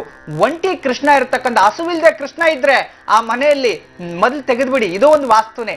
ಹಸುವಿಲ್ಲದೆ ಅಂದ್ರೆ ಕಾಮಧೇನುವಿಲ್ಲದೆ ಕೃಷ್ಣ ಅಲ್ಲಿ ಇರೋದಿಲ್ಲ ಅಂತಂದ್ರೆ ಅದು ಒಳ್ಳೇದಲ್ಲ. ಕಾಮಧೇನು ಇಲ್ಲದೆ ಇರತಕ್ಕಂಥ ಕೃಷ್ಣ ಉಪದೇಶ ಮಾಡತಕ್ಕಂತಹ ಒಂದು ಕೃಷ್ಣ. ಆದ್ರಿಂದ ಕಾಮಧೇನು ಇರತಕ್ಕಂಥ ಕೃಷ್ಣನ್ನ ಬೆಡ್ರೂಮ್ ಅಲ್ಲಿ ಇಟ್ಕೊಳ್ಳಿ, ದೇವ್ರ ಮೇಲೆ ಇಟ್ಕೊಳ್ಳಿ, ತುಂಬಾ ಒಳ್ಳೇದು. ಅವನಿಲ್ದೇ ಇರತಕ್ಕಂಥ ಕೃಷ್ಣ ಅಂತಂದ್ರೆ ಯುದ್ಧ ನಡೆಯೋ ಸಮಯದಲ್ಲಿ ಎಲ್ಲಿ ಗೊತ್ತಾಯ್ತು ಅನ್ಸುತ್ತೆ. ಧರ್ಮೋ ರಕ್ಷತಿ ರಕ್ಷ, ಭಗವದ್ಗೀತೆ ಉಪದೇಶ ಮಾಡತಕ್ಕಂಥ ಯುದ್ಧ, ಕುರುಕ್ಷೇತ್ರ, ಅದು ಅಂಥದ್ದು ಇಟ್ಕೊಳ್ಳೋ ಹಾಗಿಲ್ಲ. ಕಾಮಧೇನು ಪಕ್ಕ ಇರಬೇಕು, ಪಕ್ಕದಲ್ಲಿ ರಾಧೆ ರೂಪಣಿ ಯಾರಾದ್ರೂ ಇರಲೇಬೇಕು. ಅಂಥದ್ದನ್ನ ಮನೇಲಿ ಇಟ್ಕೋಬೇಕು, ರೂಮಲ್ಲಿ ಇಟ್ಕೋಬೇಕು. ಇನ್ನ ಕೆಲವರಲ್ಲಿ ಇನ್ನೇನಾಗಿದೆ, ಬೆಡ್ರೂಮ್ ಅಲ್ಲಿ ಫೋಟೋ ಇಡಬಹುದು, ಆದ್ರೆ ದೃಷ್ಟಿ ನಮ್ಮ ಮೇಲೆ ಬೀಳಬಾರ್ದು ಅಂತ ಗೊತ್ತಾಯ್ತು. ಮಡಿ ಮೈಲಿಗೆ ಅನ್ನೋದು ಅಲ್ಲಿ ಫಾಲೋ ಮಾಡ್ಕೋಬೇಕು. ಮತ್ತೆ ಆ ಬೆಡ್ರೂಮ್ ಅಲ್ಲಿ ದೇವರ ಫೋಟೋಗಳಿದ್ರೆ, ದೀಪ ಏನಾದ್ರೂ ಹಚ್ಚಿದ್ರೆ ಋತುಸ್ರಾವ ಸಮಯದಲ್ಲಿ ಆ ರೂಮ್ ಪ್ರವೇಶ ಮಾಡಬಾರ್ದು, ನಿಷಿದ್ಧ. ತಿಳ್ಕೊಳ್ಳಿ. ಈ ರೀತಿ ಎಲ್ಲ ಕೆಲವೊಂದು, ಅದಕ್ಕೆ ಬೆಡ್ರೂಮ್ ಅಲ್ಲಿ ಕೆಲವರು ಜಾಸ್ತಿ ಜನ ಏನ್ ಮಾಡ್ತಾರೆ, ಆ ಬೆಡ್ರೂಮ್ ಅಲ್ಲಿ ನೀವು ಏನು ಋತುಸ್ರಾವ ಸಮಯದಲ್ಲಿ ಹೋಗಿ ಅದೇ ಬೆಡ್ ಮೇಲೆ ಮಲಗಿ ಬಿಡೋದು, ಅದೇ ಬೆಡ್ ಮೇಲೆ ಮತ್ತೆ ಮಾರನೇ ದಿನ ಬಟ್ಟೆ ಮೇಲೆ ಕಿತ್ತಾಕೋದು, ಮತ್ತೆ ಅದೇ ಬೆಡ್ ಮೇಲೆ ಮಲಗೋದು. ಅವಾಗ ಏನಾಗುತ್ತೆ, ನಾನು ಎಷ್ಟೋ ಸರಿ ಹೇಳಿದ್ದೀನಿ, ನಿಮ್ಮ ದೇಹದಲ್ಲಿ ಉಷ್ಣದ ತರಂಗಗಳು ಉದ್ಭವ ಆಗುತ್ತೆ. ಆ ತರಂಗಗಳ ಆ ರೂಮ್ ಎಲ್ಲ ಹರಡ್ಕೊಂಡು ಆ ಮಂಚಕ್ಕೆ, ಆ ಬೆಡ್ಗೆ ಎಲ್ಲ ಸೇರಿ ದಿನೇ ದಿನೇ ನೆಗೆಟಿವ್ ಎನರ್ಜಿ ಫ್ಲೋಯಿಂಗ್ ಆಗಿ ಆಗಿ ಆಗಿ ನಿಧಾನಕ್ಕೆ ಆ ಹೆಣ್ಣೆ ಡಿಪ್ರೆಷನ್ಗೆ ಹೋಗ್ತಾಳೆ. ನೋಡಿದ್ರ ಎಂತ ಒಂದು ಸಮಸ್ಯೆ. ಆದ್ರಿಂದ ಆ ಒಂದು ಸಮಯದಲ್ಲಿ ನೀವು ಪ್ರತಿನಿತ್ಯ ಮಲಗೋ ಬೆಡ್ಸ್ ಮೇಲೆ, ಪ್ರತಿನಿತ್ಯ ಮಲಗೋ ಮಂಚದ ಮೇಲೆ ಮಲಗಬಾರ್ದು. ಅದಕ್ಕೆ ಸಪ್ರೇಟ್ ಕೋಣೆ ಇದ್ರೆ ಇಟ್ಕೊಳ್ಳಿ, ಅಥವಾ ಚಾಪೆ ಮೇಲೆ ಹಾಕೊಂಡು ಮಲ್ಕೊಳ್ಳಿ. ಆ ದಿನ ನಿಮ್ಗೆ ಯಾವ ದೊಡ್ಡ ರೋಗನೂ ಬರೋದಿಲ್ಲ, ಒಳ್ಳೇದೇ ಆಗುತ್ತೆ. ಅಂಥದ್ದೆಲ್ಲ ಸೇರಿ ಮಿಶ್ರಣ ಮಾಡಿ ಎಷ್ಟೋ ಜನ ಈ ರೀತಿ ಅದ್ರ ಮೇಲೆನೆ ಮಲಗೋದು, ಮತ್ತೆ ಅಲ್ಲೇ ಸ್ನಾನ ಮಾಡೋದು, ಮತ್ತೆ ಅಲ್ಲೇ ಟವಲ್ ಒರೆಸ್ಕೊಳ್ಳೋದು, ಅದ್ರ ಮೇಲೆನೆ ಹಾಕೋದು, ಮತ್ತೆ ಟವಲ್ ಒರೆಸ್ಕೊಳ್ಳೋದು, ಮತ್ತೆ ದೇವ್ರ ಮನೆಗೆ ಹೋಗೋದು, ದೀಪ ಹಚ್ಬಿಡೋದು. ಇನ್ನೆಲ್ಲಿ ಮಡಿ ಮೈಲಿಗೆ? ಎಲ್ಲೂ ಇಲ್ಲ. ಅಂದ್ರೆ ನಿಮ್ಮಿಂದ ನೀವೇ ನಿಮ್ಮ ಮನೆಯನ್ನ ಹಾಳು ಮಾಡಿಸ್ಕೊಳ್ತಾ ಇದ್ದೀರಿ. ಯಾವುದು ಮಾಡಬಾರ್ದು, ಯಾವುದು ಮಾಡಬೇಕು ಅನ್ನೋದಕ್ಕೆ ಫಸ್ಟ್ ನೀವು ತಿಳ್ಕೋಬೇಕು. ಅದು ತಿಳ್ಕೊಂಡ್ಬಿಟ್ರೆ ಅದು ಯಾವುದು ದೊಡ್ಡದೇ ಅಲ್ಲ, ತಿಳ್ಕೋಬೇಕು. ಮತ್ತೆ ಇನ್ನು ಕೆಲವೊಂದು ವಿಚಾರಗಳು, ಇನ್ನು ಕೆಲವೊಂದು ವಿಚಾರಗಳು, ಇನ್ನ ಮಲಗೋ ಕೋಣೆ, ಇದೆಲ್ಲ ಹಿರಿಯರದ ಆಯ್ತು. ಇನ್ನು ಮಲಗೋ ಕೋಣೆಯಲ್ಲಿ ಯಾವ ಚಿತ್ರಗಳಿರ್ಬೇಕು? ದೇವರ ಫೋಟೋಗಳನ್ನ ಇಡಬಹುದು, ತೊಂದರೆ ಇಲ್ಲ, ಅದು ಎಂಥದ್ದು ಇಡಬಹುದು. ಇನ್ನ ಕೋಣೆಯಲ್ಲಿ ಇನ್ನೆಂಥದ್ದು ಇಡಬೇಕು ಅಂತಂದ್ರೆ ನೋಡಿ, ಯಾವತ್ತೇ ಆಗಲಿ ಹದ್ದುವಿನ ಫೋಟೋ ಇಡೋ ಹಾಗಿಲ್ಲ. ಹದ್ದು ಇರ್ತಲ್ಲ, ರಣಹದ್ದುಗಳು, ಅಂಥದ್ದು ಫೋಟೋಗಳು ನೀವು ಹಾಕುವಂಗಿಲ್ಲ ಬೆಡ್ರೂಮ್ ಅಲ್ಲಿ. ಇನ್ನ ದೊಡ್ಡದಾದಂಥ ದೋಣಿ, ಅದು ಸಮುದ್ರದಲ್ಲಿ ಮುಳುಗ್ತಾ ಇರುತ್ತೆ, ತೆಲಾಡ್ತಾ ಇರುತ್ತೆ, ಅದು ಮುಳುಗೋ ಸ್ಥಿತಿಯಲ್ಲೂ ಇರಲ್ಲ, ಅದು ಮತ್ತೆ ಇನ್ನು ಎದ್ದೇಳೋ ಸ್ಥಿತಿಯಲ್ಲೂ ಇರಲ್ಲ. ಆ ರೀತಿ ಮುಳುಗ್ತಾ ಇರತಕ್ಕಂಥ ಹಡಗುವಿನ ಫೋಟೋಗಳನ್ನ ಮನೆಯಲ್ಲಿ ಆ ಒಂದು ಬೆಡ್ರೂಮ್ ಅಲ್ಲಿ ಇಡೋ ಆಗಿಲ್ಲ. ಆ ಸಂಸಾರ ಯಾವಾಗ ಒಡೆಯುತ್ತೋ ಯಾವಾಗ ನಿಂತ್ಕೊಳ್ಳುತ್ತೋ ಅವ್ರಿಗೇ ಗೊತ್ತಿರಲ್ಲ, ಆ ಒಂದು ವಿಚಾರದಲ್ಲಿ ಹೋಗ್ತಾ ಇರುತ್ತೆ. ಇದ್ರೂ ಸಹ ಬಂಧು ಬಾಂಧವರು ಶತ್ರುಗಳಾಗ್ತಾರೆ ಆ ಫೋಟೋ ಇದ್ದಾಗ. ಇಂಥದ್ದು ಅದರಿಂದ ಆ ಒಂದು ಹಡಗು ಮುಳುಗ್ತಾ ಇರ್ತಕ್ಕಂಥ, ಎದ್ದೇಳ್ತಾ ಇರ್ತಕ್ಕಂಥ, ಸುನಾಮಿ ಇರತಕ್ಕಂಥ ಫೋಟೋಗಳು, ಸುನಾಮಿ ನಡೀತಾ ಇರ್ತಕ್ಕಂಥ ಫೋಟೋಗಳು ಹಾಕೋಂಗಿಲ್ಲ. ಮತ್ತೆ ಇನ್ ಕೆಲವರು ಏನ್ ಮಾಡ್ತಾರೆ, ಈ ಒಂದು ಬಟ್ಟೆಗಳೆಲ್ಲ ಬಿಟ್ಬಿಟ್ಟು ಈ ರೈತರು ಬೆಳೆಗಳನ್ನ ಬೆಳೆಸ್ತಾ ಇರ್ತಾರೆ ಅಂತ ಒಂದು ಹಸಿರು ಫೋಟೋಗಳನ್ನ, ಅಂದ್ರೆ ಫ್ಲೂಯಿಂಗ್ ಬೆಳೀತಾ ಇರ್ಬೇಕು, ಹಸಿರು ಸಂಪತ್ತು ಬೆಳೀತಾ ಇರ್ಬೇಕು ಅಂತ ಫೋಟೋ ಹಾಕೊಳ್ಳಿ. ಮತ್ತೆ ಹರಳಿರೋ ಹೂವು, ಅರಳುತ್ತಾ ಇರ್ಬೇಕು ಹೂವು, ಅಂಥದ್ದು ಹಾಕೋಬೇಕು. ಯಾಕಂದ್ರೆ ಪೂರ್ತಿ ಹರಳಿರೋ ಹೂವು ಹಾಕೊಂಡಾಗ ಏನಾಗತ್ತೆ, ಇನ್ನೇನು ಒಣಗೋಗುತ್ತೆ ಅಂತ ಅರ್ಥ. ಅದೇ ಮಗ್ಗನ್ನ ಇಟ್ಕೊಂಡಾಗ ಇನ್ನು ಹರಳ್ತಾ ಇದೆ ಅನ್ನೋದು, ಲೈಟ್ ಹರಳ್ತಿರ್ಬೇಕು. ಅಂತ ಫ್ಲವರ್ಸ್ನ ಒಂದು ಪಾಟ್ಸ್ ಅಲ್ಲಿ ಇಟ್ಕೊಂಡ್ರು ಅಥವಾ ಅಂತ ಫ್ಲವರ್ಸ್ ಫೋಟೋಸ್ ಇಟ್ಕೊಂಡ್ರು ಅದು ಮುಂದಿನ ಪ್ರಗತಿಯಿಂದ ಹರಳುತ್ತೆ, ನಿಮ್ಮ ಜೀವನವು ಹರಳುತ್ತೆ, ಸುಖ ದಾಂಪತ್ಯ ಚೆನ್ನಾಗಿರುತ್ತೆ ಅನ್ನೋ ಆ ಒಂದು ಎನರ್ಜಿ ಅದ್ರಲ್ಲಿ ಪಾಸ್ ಆಗ್ತಾ ಇರುತ್ತೆ. ಇನ್ನ ಮಲಗುವ ಕೋಣೆ ಆ ಕಡೆ ಈ ಕಡೆ ಬಾಲ್ಕನಿ ಇರುತ್ತೆ. ಆ ಬಾಲ್ಕನಿಯಿಂದ ಯಾವ ಕಡೆಯಿಂದ ಗಾಳಿ ಬರಬೇಕು ಮೈನು ಅಂದ್ರೆ ಪಶ್ಚಿಮ ದಿಕ್ಕಿನಿಂದ ಪ್ರವೇಶ ಮಾಡಬಹುದು, ದಕ್ಷಿಣ ದಿಕ್ಕಿಂದನೂ ಮಾಡಬಹುದು, ತೊಂದರೆ ಇಲ್ಲ. ಆದ್ರೆ ಎಕ್ಸಾಕ್ಟ್ ಆಗಿ ಆ ಕಾರ್ನರ್ಸ್, ಯಾವ ಕಾರ್ನರ್ಸ್ ಇಂದ ಅಂತಂದ್ರೆ ನೈಋತ್ಯದ ಕಾರ್ನರ್ ಇಂದ ಆಗ್ಲಿ ಅಥವಾ ದಕ್ಷಿಣದ ಕಾರ್ನರ್, ಪಶ್ಚಿಮ ದಕ್ಷಿಣ ಆ ಕಾರ್ನರ್ ಎಕ್ಸಾಕ್ಟ್ ಏನಿದೆ ಅಲ್ಲಿ ನೆಗೆಟಿವ್ ಎನರ್ಜಿ ಜಾಸ್ತಿ ಫ್ಲೋಡ್ ಆಗುತ್ತೆ. ಅದಕ್ಕೆ ಅಲ್ಲಿ ಯಾವಾಗ್ಲೂ ಕ್ಲೋಸ್ ಇರಬೇಕು. ಅಲ್ಲಿಂದ ಗಾಳಿ ಪ್ರವೇಶ ಆಯ್ತು ಅಂತಂದ್ರೆ ತುಂಬಾ ತೊಂದರೆ ಆಗಿ ಕೆಟ್ಟ ಗಾಳಿ ಒಳಗಡೆ ದುಷ್ಟ ಶಕ್ತಿಗಳು ಪ್ರವೇಶ ಆಗುತ್ತೆ. ಆ ಕಾರ್ನಲ್ಲಿ ಇರಬಾರ್ದು, ಜಾಗ್ರತೆ ವಹಿಸ್ಬೇಕು. ಇನ್ನು ಬಾಲ್ಕನಿಯಲ್ಲಿ ಗಿಡಗಳನ್ನ ಇಟ್ಟಿರ್ತಾರೆ. ಯಾವತ್ತೇ ಆಗ್ಲಿ ಮುಳ್ಳಿನ ಗಿಡಗಳು ಇಡಬಾರ್ದಲ್ಲಿ. ಎಷ್ಟೋ ಜನ ನೋಡಿದೀನಿ, ಈ ಮುಳ್ಳಿನ ಗಿಡಗಳು, ಅಲೋವೆರಾ ಅದು ಮುಳ್ಳಿರುತ್ತೆ, ಅದು ಬೇಕಾದ್ರೆ ಹೊರಗಡೆ ಎಲ್ಲಾದ್ರೂ ಇಟ್ಕೊಳ್ಳಿ, ಆ ಬಾಲ್ಕನಿನಲ್ಲಿ ಇಟ್ಕೊಳ್ಳೋಂಥದ್ದು ಅಥವಾ ಕಣ್ಣಿಗೆ ಯಾವಾಗ್ಲೂ ಬೆಳಗ್ಗೆ ನೋಡೋ ಅಂಥದ್ದು ಅಂಥದ್ದು ಅಲ್ಲಿ ಇಡಬಾರ್ದು. ಯಾವಾಗ್ಲೂ ಪುಷ್ಪ ಹಣ್ಣು ಬಿಡುವಂತ ಗಿಡಗಳನ್ನ, ಹಳದಿ ಫ್ಲವರ್ಸ್ ಬಿಡಬೇಕು, ಅಂಥದ್ದೇ ಗಿಡಗಳು ಇಟ್ಕೋಬೇಕು. ಬೋನ್ಸಾಯಿ ಗಿಡಗಳನ್ನ ಇಡಬಾರ್ದು ಮನೆಯಲ್ಲಿ ಯಾವುದೇ ಕಾರಣಕ್ಕೂ. ಡೈಲಿ ಪುಷ್ಪಗಳು ಅರಳಬೇಕು, ಸುವಾಸನೆ ಭರಿತ ಪುಷ್ಪಗಳು ಮನೆ ಒಳಗಡೆ ವಾಸನೆ ಬರ್ತಾ ಇರಬೇಕು. ಹಾಗೇನಾಗುತ್ತೆ, ರೂಮ್ ಫ್ರೆಶ್ ಆಗಿರುತ್ತೆ. ದಿನಕ್ಕೊಂದ್ಸಲಿ ಆದ್ರೂ ರೂಮ್ ಗಾಳಿಯಲ್ಲಿ ಬಾಗಿಲು ತೆಗೆದಿಡ್ಬೇಕು, ಗಾಳಿ ಬಂದು ಹೊರಗಡೆ ಹೋಗ್ತಿರ್ಬೇಕು. ಯಾವಾಗ್ಲೂ ಮುಚ್ಕೊಂಡಿದ್ರೆ ಕತ್ತಲ್ ಕೋಣೆ ಆಗಿ ಅಲ್ಲಿ ಒಳಗಡೆ ಒಂದು ಗೊತ್ತಾ ನಿಮ್ಗೆ, ನೋಡಿ ರಾತ್ರಿ ಬೆಳಗ್ಗೆಯಿಂದ ಏನೋ first floor second floor 4-5 floor ಕಟ್ಕೊಂಡ್ಬಿಟ್ಟಿರ್ತೀರಿ. ಬೆಳಗ್ಗೆ ಎದ್ದು ಆಚೆಗೆ ಬಂದ್ರೆ ಸಾಯಂಕಾಲ ಮಲ್ಗವಾಗೆ ಆ ರೂಮ್ ಪ್ರವೇಶ ಮಾಡೋದು, ಎಲ್ಲ ಮುಚ್ಚಿಬಿಟ್ಟಿರ್ತೀರಿ. ನೀವೊಂದು ಅನುಭವ ಮಾಡ್ಕೊಳ್ಳಿ, ನೀವು ಮನೆಯಿಂದ ಎಲ್ಲೋ ಹೊರಗಡೆ ಹೋಗಿರ್ತೀರಿ, ದೂರ ಬಾಗ್ಲು ಹಾಕೊಂಡು ಹೋಗಿರ್ತೀರಿ, ಬೆಳಗ್ಗೆ ಎಲ್ಲ ಕಿಟಕಿ ಎಲ್ಲ ವಿಂಡೋಸ್ ಎಲ್ಲ ಕ್ಲೋಸು, ಹೊರಗಡೆ ಇರೋಷ್ಟು ಚೆನ್ನಾಗಿರ್ತೀರಾ, ಬಾಗಲ್ ತೆಗೆದು ಒಳಗಡೆ ಹೋಗಿದ ತಕ್ಷಣ ಸುಸ್ತು, ಟಯರ್ಡ್. ಏನಕ್ಕೆ ಟಯರ್ಡ್ ಆಗುತ್ತೆ, ಒಳಗಡೆ ಗಾಳಿ ಇಷ್ಟೊತ್ತು ತುಂಬಿ ತುಂಬಿ ತುಂಬಿ ಅದು ವಿಷಪೂರಿತವಾಗಿರುತ್ತೆ. ಆ ಉಸಿರು ತಗೊಂಡಿದ ತಕ್ಷಣ ಏನಾಯ್ತು, ನಿಮ್ಮ ದೇಹದ ಚೈತನ್ಯ ಶಕ್ತಿ ಕುಗ್ಗೋಯ್ತು. ಅದಕ್ಕೆ ಯಾವತ್ತೇ ಆಗ್ಲಿ ನೀವು ಮಲಗೋ ಕೋಣೆಯಲ್ಲಿ, ಗಂಡ ಹೆಂಡತಿ ಮಲಗೋ ಕೋಣೆಯಲ್ಲಿ ವಿಂಡೋಸ್ ಇರಬೇಕು, ಬಾಗಲ್ ತೆಗೆದು ಒಂದು 5-15 ನಿಮಿಷ ಆದ ನಂತರ ಒಳಗಡೆ ಹೋಗಿ ನೀವು ಮಲ್ಕೋಬೇಕು. ಬೆಳಗ್ಗೆಯಿಂದ ಮುಚ್ಚಿರೋದನ್ನ ಒಳಗಡೆ ತಗೊಂಡು ಮತ್ತೆ ಹೋಗಿ ಮುಚ್ಕೊಂಡ್ಬಿಟ್ರೆ ಎಲ್ಲಿ ಶಕ್ತಿ ಇರುತ್ತೆ, ದೇಹದಲ್ಲಿ ಶಕ್ತಿನೇ ಕುಗ್ಗಿರುತ್ತೆ, ಅಲ್ಲಿ ಸುಖ ದಾಂಪತ್ಯ ಅನ್ನೋದು ಇರೋದಿಲ್ಲ. ತಿಳ್ಕೊಳ್ಳಿ, ಇನ್ನು ಸಾಕಷ್ಟಿದೆ. ಇನ್ನು ಯಾವ ಯಾವ ಗೋಡೆಗಳಿಗೆ ಎಂತ ಬಣ್ಣ ಹಾಕಬೇಕು, ಆ ಬಣ್ಣ ನಿಮ್ಗೆ ಯಾವ ಎನರ್ಜಿ ತಂದ್ಕೊಡುತ್ತೆ, ಯಾವ ರೋಗಗಳಿರೋಂಥವ್ರು ಯಾವ ಬಣ್ಣ ನೋಡ್ಬೇಕು ಅದನ್ನು ತಿಳಿಸ್ಕೊಡ್ತೀನಿ. ಒಬ್ರು ಕಾಲರ್ ಇದ್ದಾರೆ ಲೈನ್ ನಲ್ಲಿ, ಬನ್ನಿ ಮಾತಾಡ್ಸೋಣ. ಹಲೋ. ಹಲೋ, ನಮಸ್ತೆ. ನಮಸ್ತೆ ಮೇಡಮ್. ಹೇಳಿಮ್ಮ, ನಿಮ್ಮ ಹೆಸರನ್ನ ತಿಳಿಸಿ. ನನ್ನ ಹೆಸರು ಪ್ರಜ್ವಲ ಅಂತ. ಎಲ್ಲಿಂದ ಕಾಲ್ ಮಾಡ್ತಿರೋದು ಪ್ರಜ್ವಲ ಅವರೇ? ಲಗ್ಗೆರೆಯಿಂದ. ಸರಿ, ಯಾರ ಬಗ್ಗೆ ಕೇಳ್ಬೇಕಿತ್ತು? ನಮ್ ತಂದೆ ಬಗ್ಗೆ. ತಂದೆ ಹೆಸರನ್ನ ಹೇಳ್ತೀರಾ? ಅವ್ರ ಹೆಸರು ಗುರುಪ್ರಕಾಶ್ ಅಂತ. ಹಾ. ಅವ್ರದ್ದು ನಕ್ಷತ್ರ, ಡೇಟ್ ಆಫ್ ಬರ್ತ್ ಎಲ್ಲ ದಿನಕ್ಕೊಂದೊಂದು ಹೇಳ್ತಾರೆ, ನಮ್ಗೇನು ಗೊತ್ತಿಲ್ಲ. ಮದುವೆ ಆದಂತ ದಿನಾಂಕ, ಮುಹೂರ್ತದ ಸಮಯ ತಿಳಿದಿದ್ಯಾ? ನಮ್ಮ ಅಮ್ಮಂದು ಮದ್ವೆ ಆಗಿದ್ದು ನವೆಂಬರ್ 18. ಓಕೆ. 1993. 18 ನವೆಂಬರ್ 93ನೇ ಇಸ್ವಿ. ಮುಹೂರ್ತದ ಸಮಯ ತಿಳಿಸಿ ಪ್ರಜ್ವಲ. ಇಲ್ಲ, ಗೊತ್ತಿಲ್ಲ. ಸರಿ, ಗುರುಜಿ ಅವರಿದ್ದಾರೆ, ಮಾತಾಡಿ, ನಿಮ್ಮ ಪ್ರಶ್ನೆ ಕೇಳಿ. ನಮಸ್ತೆ ಅಮ್ಮ. ನಮಸ್ತೆ ಗುರುಜಿ. ಹೇಳಿ ತಾಯಿ. ಗುರುಗಳೇ, ನಿಮ್ ಜೊತೆ ಮಾತಾಡ್ತಿರೋದೇ ನನ್ನ ಇವತ್ತಿನ ಅದೃಷ್ಟ ಗುರುಗಳೇ. ಖಂಡಿತ ನೀವು ಇನ್ ಮುಂದೆ ಅದೃಷ್ಟ ಬಂತು ಅಂತ ಅಮ್ಮ. ತುಂಬಾ ಸಂತೋಷ ಆಗ್ತಿದೆ ಗುರುಜಿ ನನ್ಗೆ. ಒಳ್ಳೇದಾಗ್ಲಿ ತಾಯಿ. ಗುರುಜಿ, ನಮ್ಮ ಅಪ್ಪಂದು ತುಂಬಾನೇ ತೊಂದ್ರೆ ಆಗಿದೆ ಗುರುಜಿ ನಮ್ಗೆ ಮನೇಲಿ. ಹಾ, ನೋಡೋಣ ತಾಯಿ. ನಿನ್ನೆ ರಾತ್ರಿ ನಮ್ಮಪ್ಪ ನಿಮ್ ಹೆಸರೆಲ್ಲ ಬರ್ದಿಟ್ಬಿಟ್ಟು ನೇಣ್ ಹಾಕೊಂಡ್ ಸತ್ತೋಗ್ತೀನಿ ಅಂತ ಮನೆ ಬಿಟ್ಟು ಹೋದ್ರು. ಅವರು ಯಾವಾಗ್ಲೂನು ನಿಮ್ಮನ್ನೆಲ್ಲ ಬೀದಿಗೆ ನಿಲ್ಲಿಸ್ತೀನಿ, ಫುಟ್ಪಾತ್ ಅಲ್ಲಿ ನಿಲ್ಲಿಸ್ತೀನಿ ಅಂತ ಮಾತಾಡ್ತಾರೆ ಗುರುಜಿ. ಅವ್ರ ತಮ್ಮನ್ ಜೊತೆ ಸೇರ್ಕೊಂಡ್ ಇಲ್ದೇ ಇರೋ ಅಪ್ಪದಾಗೆಲ್ಲ ಹೊರಿಸಿ ನನಗೆ ನಮ್ಮ ಅಮ್ಮನ್ಗೆಲ್ಲ ಕೆಟ್ಟಾಗಿ ಮಾತಾಡ್ತಾರೆ ಗುರುಜಿ.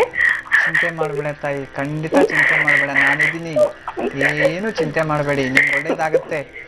ನೀವೇ ದಾರಿ ತೋರಿಸ್ಬೇಕು ಗುರುಜಿ ನಮ್ಗೆ. ಸರಿಮ್ಮ, ನಾನು ನನ್ನ ದೇವಿ ಹತ್ರ ಪ್ರಾರ್ಥನೆ ಮಾಡ್ತೀನಿ ತಾಯಿ, ನಿಮ್ ಕುಟುಂಬಕ್ಕೂ ಚೆನ್ನಾಗಾಗ್ಬೇಕು, ನಿಮ್ಗೂ ನಿಮ್ ತಂದೆಗೆ ಮೊದಲೇನಾದ್ರೂ ಇನ್ನೊಂದು ಮದ್ವೆ ಅಥವಾ ಅವ್ರ ತಂದೆಗೆ ಏನಾದ್ರು 2 ಮದ್ವೆ ಆಗಿದ್ದಂತದ್ದು ಏನಾದ್ರು ಇತ್ತಮ್ಮ? ಅವ್ರ ತಂದೆಗೆ 2 ಮದ್ವೆ ಆಗಿದೆ ಅಂತಾರೆ ಗುರುಜಿ, ಅದ್ ಸರಿಯಾಗಿ ಗೊತ್ತಿಲ್ಲ.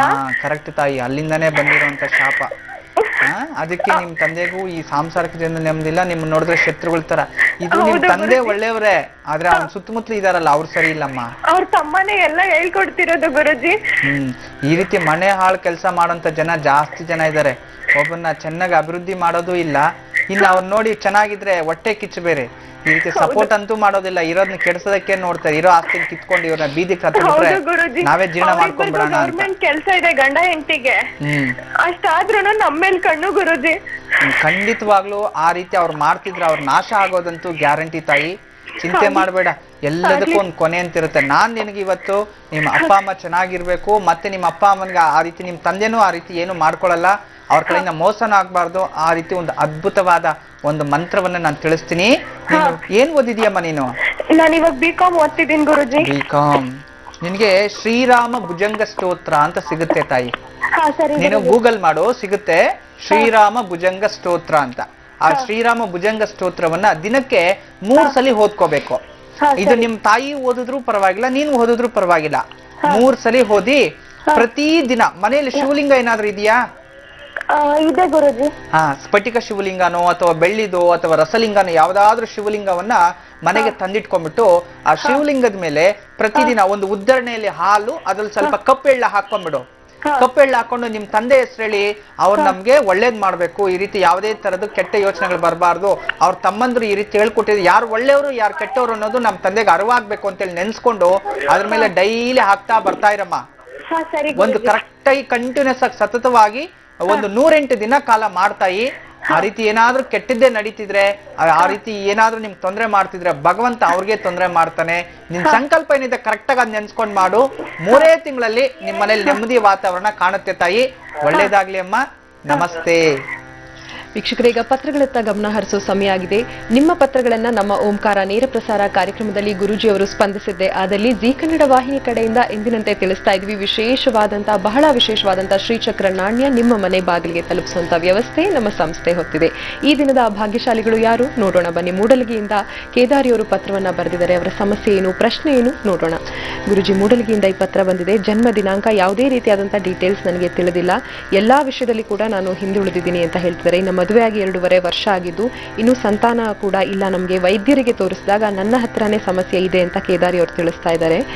ಇದಕ್ಕೆ ತಕ್ಕಂತೆ ಮಾತ್ರೆ ಹಾಗೂ ಔಷಧೋಪಚಾರ ಮಾಡ್ಕೋತಾ ಇದ್ದೀನಿ, ಆದ್ರೆ ಆರ್ಥಿಕವಾಗಿ ನಾನು ತುಂಬಾನೇ ಹಿಂದುಳಿದಿದ್ದೀನಿ, ಏನಾದ್ರೂ ಪರಿಹಾರ ಸೂಚಿಸಿ ಅಂತ ಕೇಳಿದ್ದಾರೆ. ಸಮಸ್ಯೆ ಬರ್ದಿದ್ದಾರೆ ಅವರು?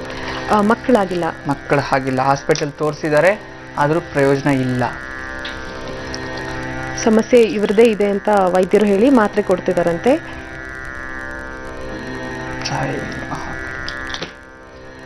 ಪಂಚಮ ಸ್ಥಾನ ಪುತ್ರ ಸ್ಥಾನ ತೋರಿಸ್ತಿರ್ತಕ್ಕಂಥದ್ದು ಜಾತಕದಲ್ಲಿ ನಿಮ್ಮ ಹಣೆ ಬರದಲ್ಲಿ ನೋಡಿ ಇರ್ತಕ್ಕಂಥದ್ದು. ಚತುಸ್ರಾಕಾರ ಧನಮಂಡಲೆ ತುಂಬ ಕಾಣಿಸ್ತಾ ಇರ್ತಕ್ಕಂಥದ್ದು. ಬ್ರಾಹ್ಮಿ ರೇಖೆ, ಮತ್ಸ್ಯರೇಖಾ, ಕೂರ್ಮಾರೇಖಾ ಎಲ್ಲವೂ ಇರತಕ್ಕಂಥದ್ದು. ಒಂದು ಗುರುವಿನ ಸ್ಥಿತಿ ಮಧ್ಯಭಾಗದಲ್ಲಿ ಹಾಳಾಗಿರ್ತಕ್ಕಂಥದ್ದು. ಹಣೆಯ ಬಲಭಾಗದಲ್ಲಿ ಮೇಲೆ ಒಂದು ಮಚ್ಚೆ ಇರ್ತಕ್ಕಂಥ, ಅಂದರೆ ನಿನಗೆ ಪುತ್ರ ಸಂತಾನ ಯೋಗ ಇದೆ, ಆದರೆ ಯಾವುದೋ ಒಂದು ಅನಾರೋಗ್ಯ ಸಮಸ್ಯೆಯಿಂದ ಈ ರೀತಿ ಆಗ್ತಿರ್ತಕ್ಕಂಥದ್ದು. ನೀವೆಲ್ಲಿರ್ತಿರೋ ಅಲ್ಲಿ ಪ್ರತಿ ಗುರುವಾರ ಒಂದು 7 ಬಾವಿಯ ನೀರನ್ನು ಅಥವಾ 7 ಕೆರೆಯ ನೀರನ್ನು ಅಥವಾ 7 ಮನೆಯ ನೀರನ್ನು ಈ ರೀತಿ ಎಲ್ಲಾದರೂ ಮೊದಲೇ ತಂದಿಟ್ಕೊಬಿಡಿ. ಒಂದೊಂದು ಬಾಟಲ್ 7 ಬಾವಿ ಅಥವಾ 7 ನದಿಗಳದ್ದು ಏನಾದರೂ ಮಾಡ್ತಿರೋ ತಂದಿಟ್ಕೊಂಬಿಡಿ. ತಂದಿಟ್ಕೊಂಬಿಟ್ಟು ಪ್ರತಿ ಗುರುವಾರ ಆ 7 ಬಾವಿಯ ನೀರನ್ನೂ ಸಹ ಸ್ವಲ್ಪ ಸ್ವಲ್ಪ ಹಾಕೊಂಡು ನಿಮ್ಮ ಮನೇಲಿ ಒಂದು ನೀರು ತಗೊಳ್ಳಿ, ಇನ್ನು ಹಾರ್ದು ಬೇರೆ ಬೇರೆ ಒಂದೊಂದು ಟೀ ಸ್ಪೂನ್ ಅಷ್ಟು ಅಥವಾ ಒಂದೊಂದು ಮುಚ್ಚಳದಷ್ಟು ಹಾಕೊಂಡು ಆ ಕೊಡ ತಗೋಬೇಕು. ಆ ಚೆಂಬು ತುಂಬ ತಗೊಂಡು ನೀರು ನೇರವಾಗಿ ತಗೊಂಡೋಗಿ ಅರಳಿ ಮರದ ಬುಡಕ್ಕೆ ಹಾಲು ಹಾಕಿ ಅಲ್ಲಿ ಒಂದು ತುಪ್ಪದ ದೀಪ ಹಚ್ಚಿ ಒಂದು 5 ಪ್ರದಕ್ಷಿಣೆ ಮಾಡ್ಕೊಂಡ್ಬನ್ನಿ. ಖಂಡಿತವಾಗ್ಲೂ ನಿಮಗೆ ಪುತ್ರ ಪ್ರಾಪ್ತಿ ಆಗುತ್ತೆ. ನಾನು ದೇವರ ಹತ್ರ ಪ್ರಾರ್ಥನೆ ಮಾಡ್ತೀನಿ, ಒಳ್ಳೇದಾಗ್ಲಿ. ನಮಸ್ತೆ. ವೀಕ್ಷಕರ ಕಾಲರ್ ಒಬ್ರು ಇದ್ದಾರೆ, ಬನ್ನಿ ಮಾತಾಡ್ಸೋಣ. ಹಲೋ ಹಲೋ ಹಲೋ ಹಲೋ ನಮಸ್ತೆ. ಹಲೋ ಹಲೋ, ಕೇಳಿಸ್ತಾ ಇದೆಯಾ? ಹಾ ಕೇಳಿಸ್ತಾ ಇದೆ. ಹೇಳಿ. ನಮಸ್ತೆ. ನಿಮ್ಮ ಹೆಸರನ್ನ ತಿಳಿಸಿಮ್ಮ. ಹೆಸರು ಲತಾ ಅಂತ. ಹೇಳಿ. ಲತಾ ಲತಾ ಅಂತ. ಲತಾ ಅಂತ. ಎಲ್ಲಿಂದ ಕಾಲ್ ಮಾಡ್ತಿರೋದು ಲತಾ ಅವರೇ? ನಾವು ಇಲ್ಲಿ ಬೆಂಗಳೂರಿಂದ ನಿಂತಿದ್ದೀವಿ. ಯಾರ ಬಗ್ಗೆ ಕೇಳ್ಬೇಕಿತ್ತು? ಯಜಮಾನ್ರ ಬಗ್ಗೆ ಕೇಳ್ಬೇಕಿತ್ತು. ಅವ್ರ ಹೆಸರನ್ನ ಹೇಳ್ತೀರಾ? ಧರ್ಮಸ್ಥಳ. ಇನ್ನೊಮ್ಮೆ ಹೇಳಿ, ಸ್ವಲ್ಪ ಜೋರಾಗಿ ಮಾತಾಡಿ. ನಿಮಗೆ ಒಂಥರ ಭಯ ಆಗ್ತಿರೋದಂತೈತೆ, ಇವಾಗ ಟೆಸ್ಟ್ ಮಾಡಿರ್ತೀವಿ ಅದಕ್ಕೋಸ್ಕರ. ಸರಿ, ಭಯ ಪಡಬೇಡಿ, ಸ್ಪಷ್ಟವಾಗಿ ಹೆಸರನ್ನ ಹೇಳಿ. ಧರ್ಮಪ್ಪ ಅಂತ. ಸರಿ, ಜನ್ಮ ದಿನಾಂಕ ಹೇಳಿ. ಎಷ್ಟೊಂದು ಸರಿಯಾಗಿ ಗೊತ್ತಿಲ್ಲ. ಮದುವೆ ಆದಂತ ದಿನಾಂಕ ಹಾಗೂ ಮುಹೂರ್ತದ ಸಮಯ ಇದ್ರೂ ತಿಳಿಸ್ಕೊಡಿ.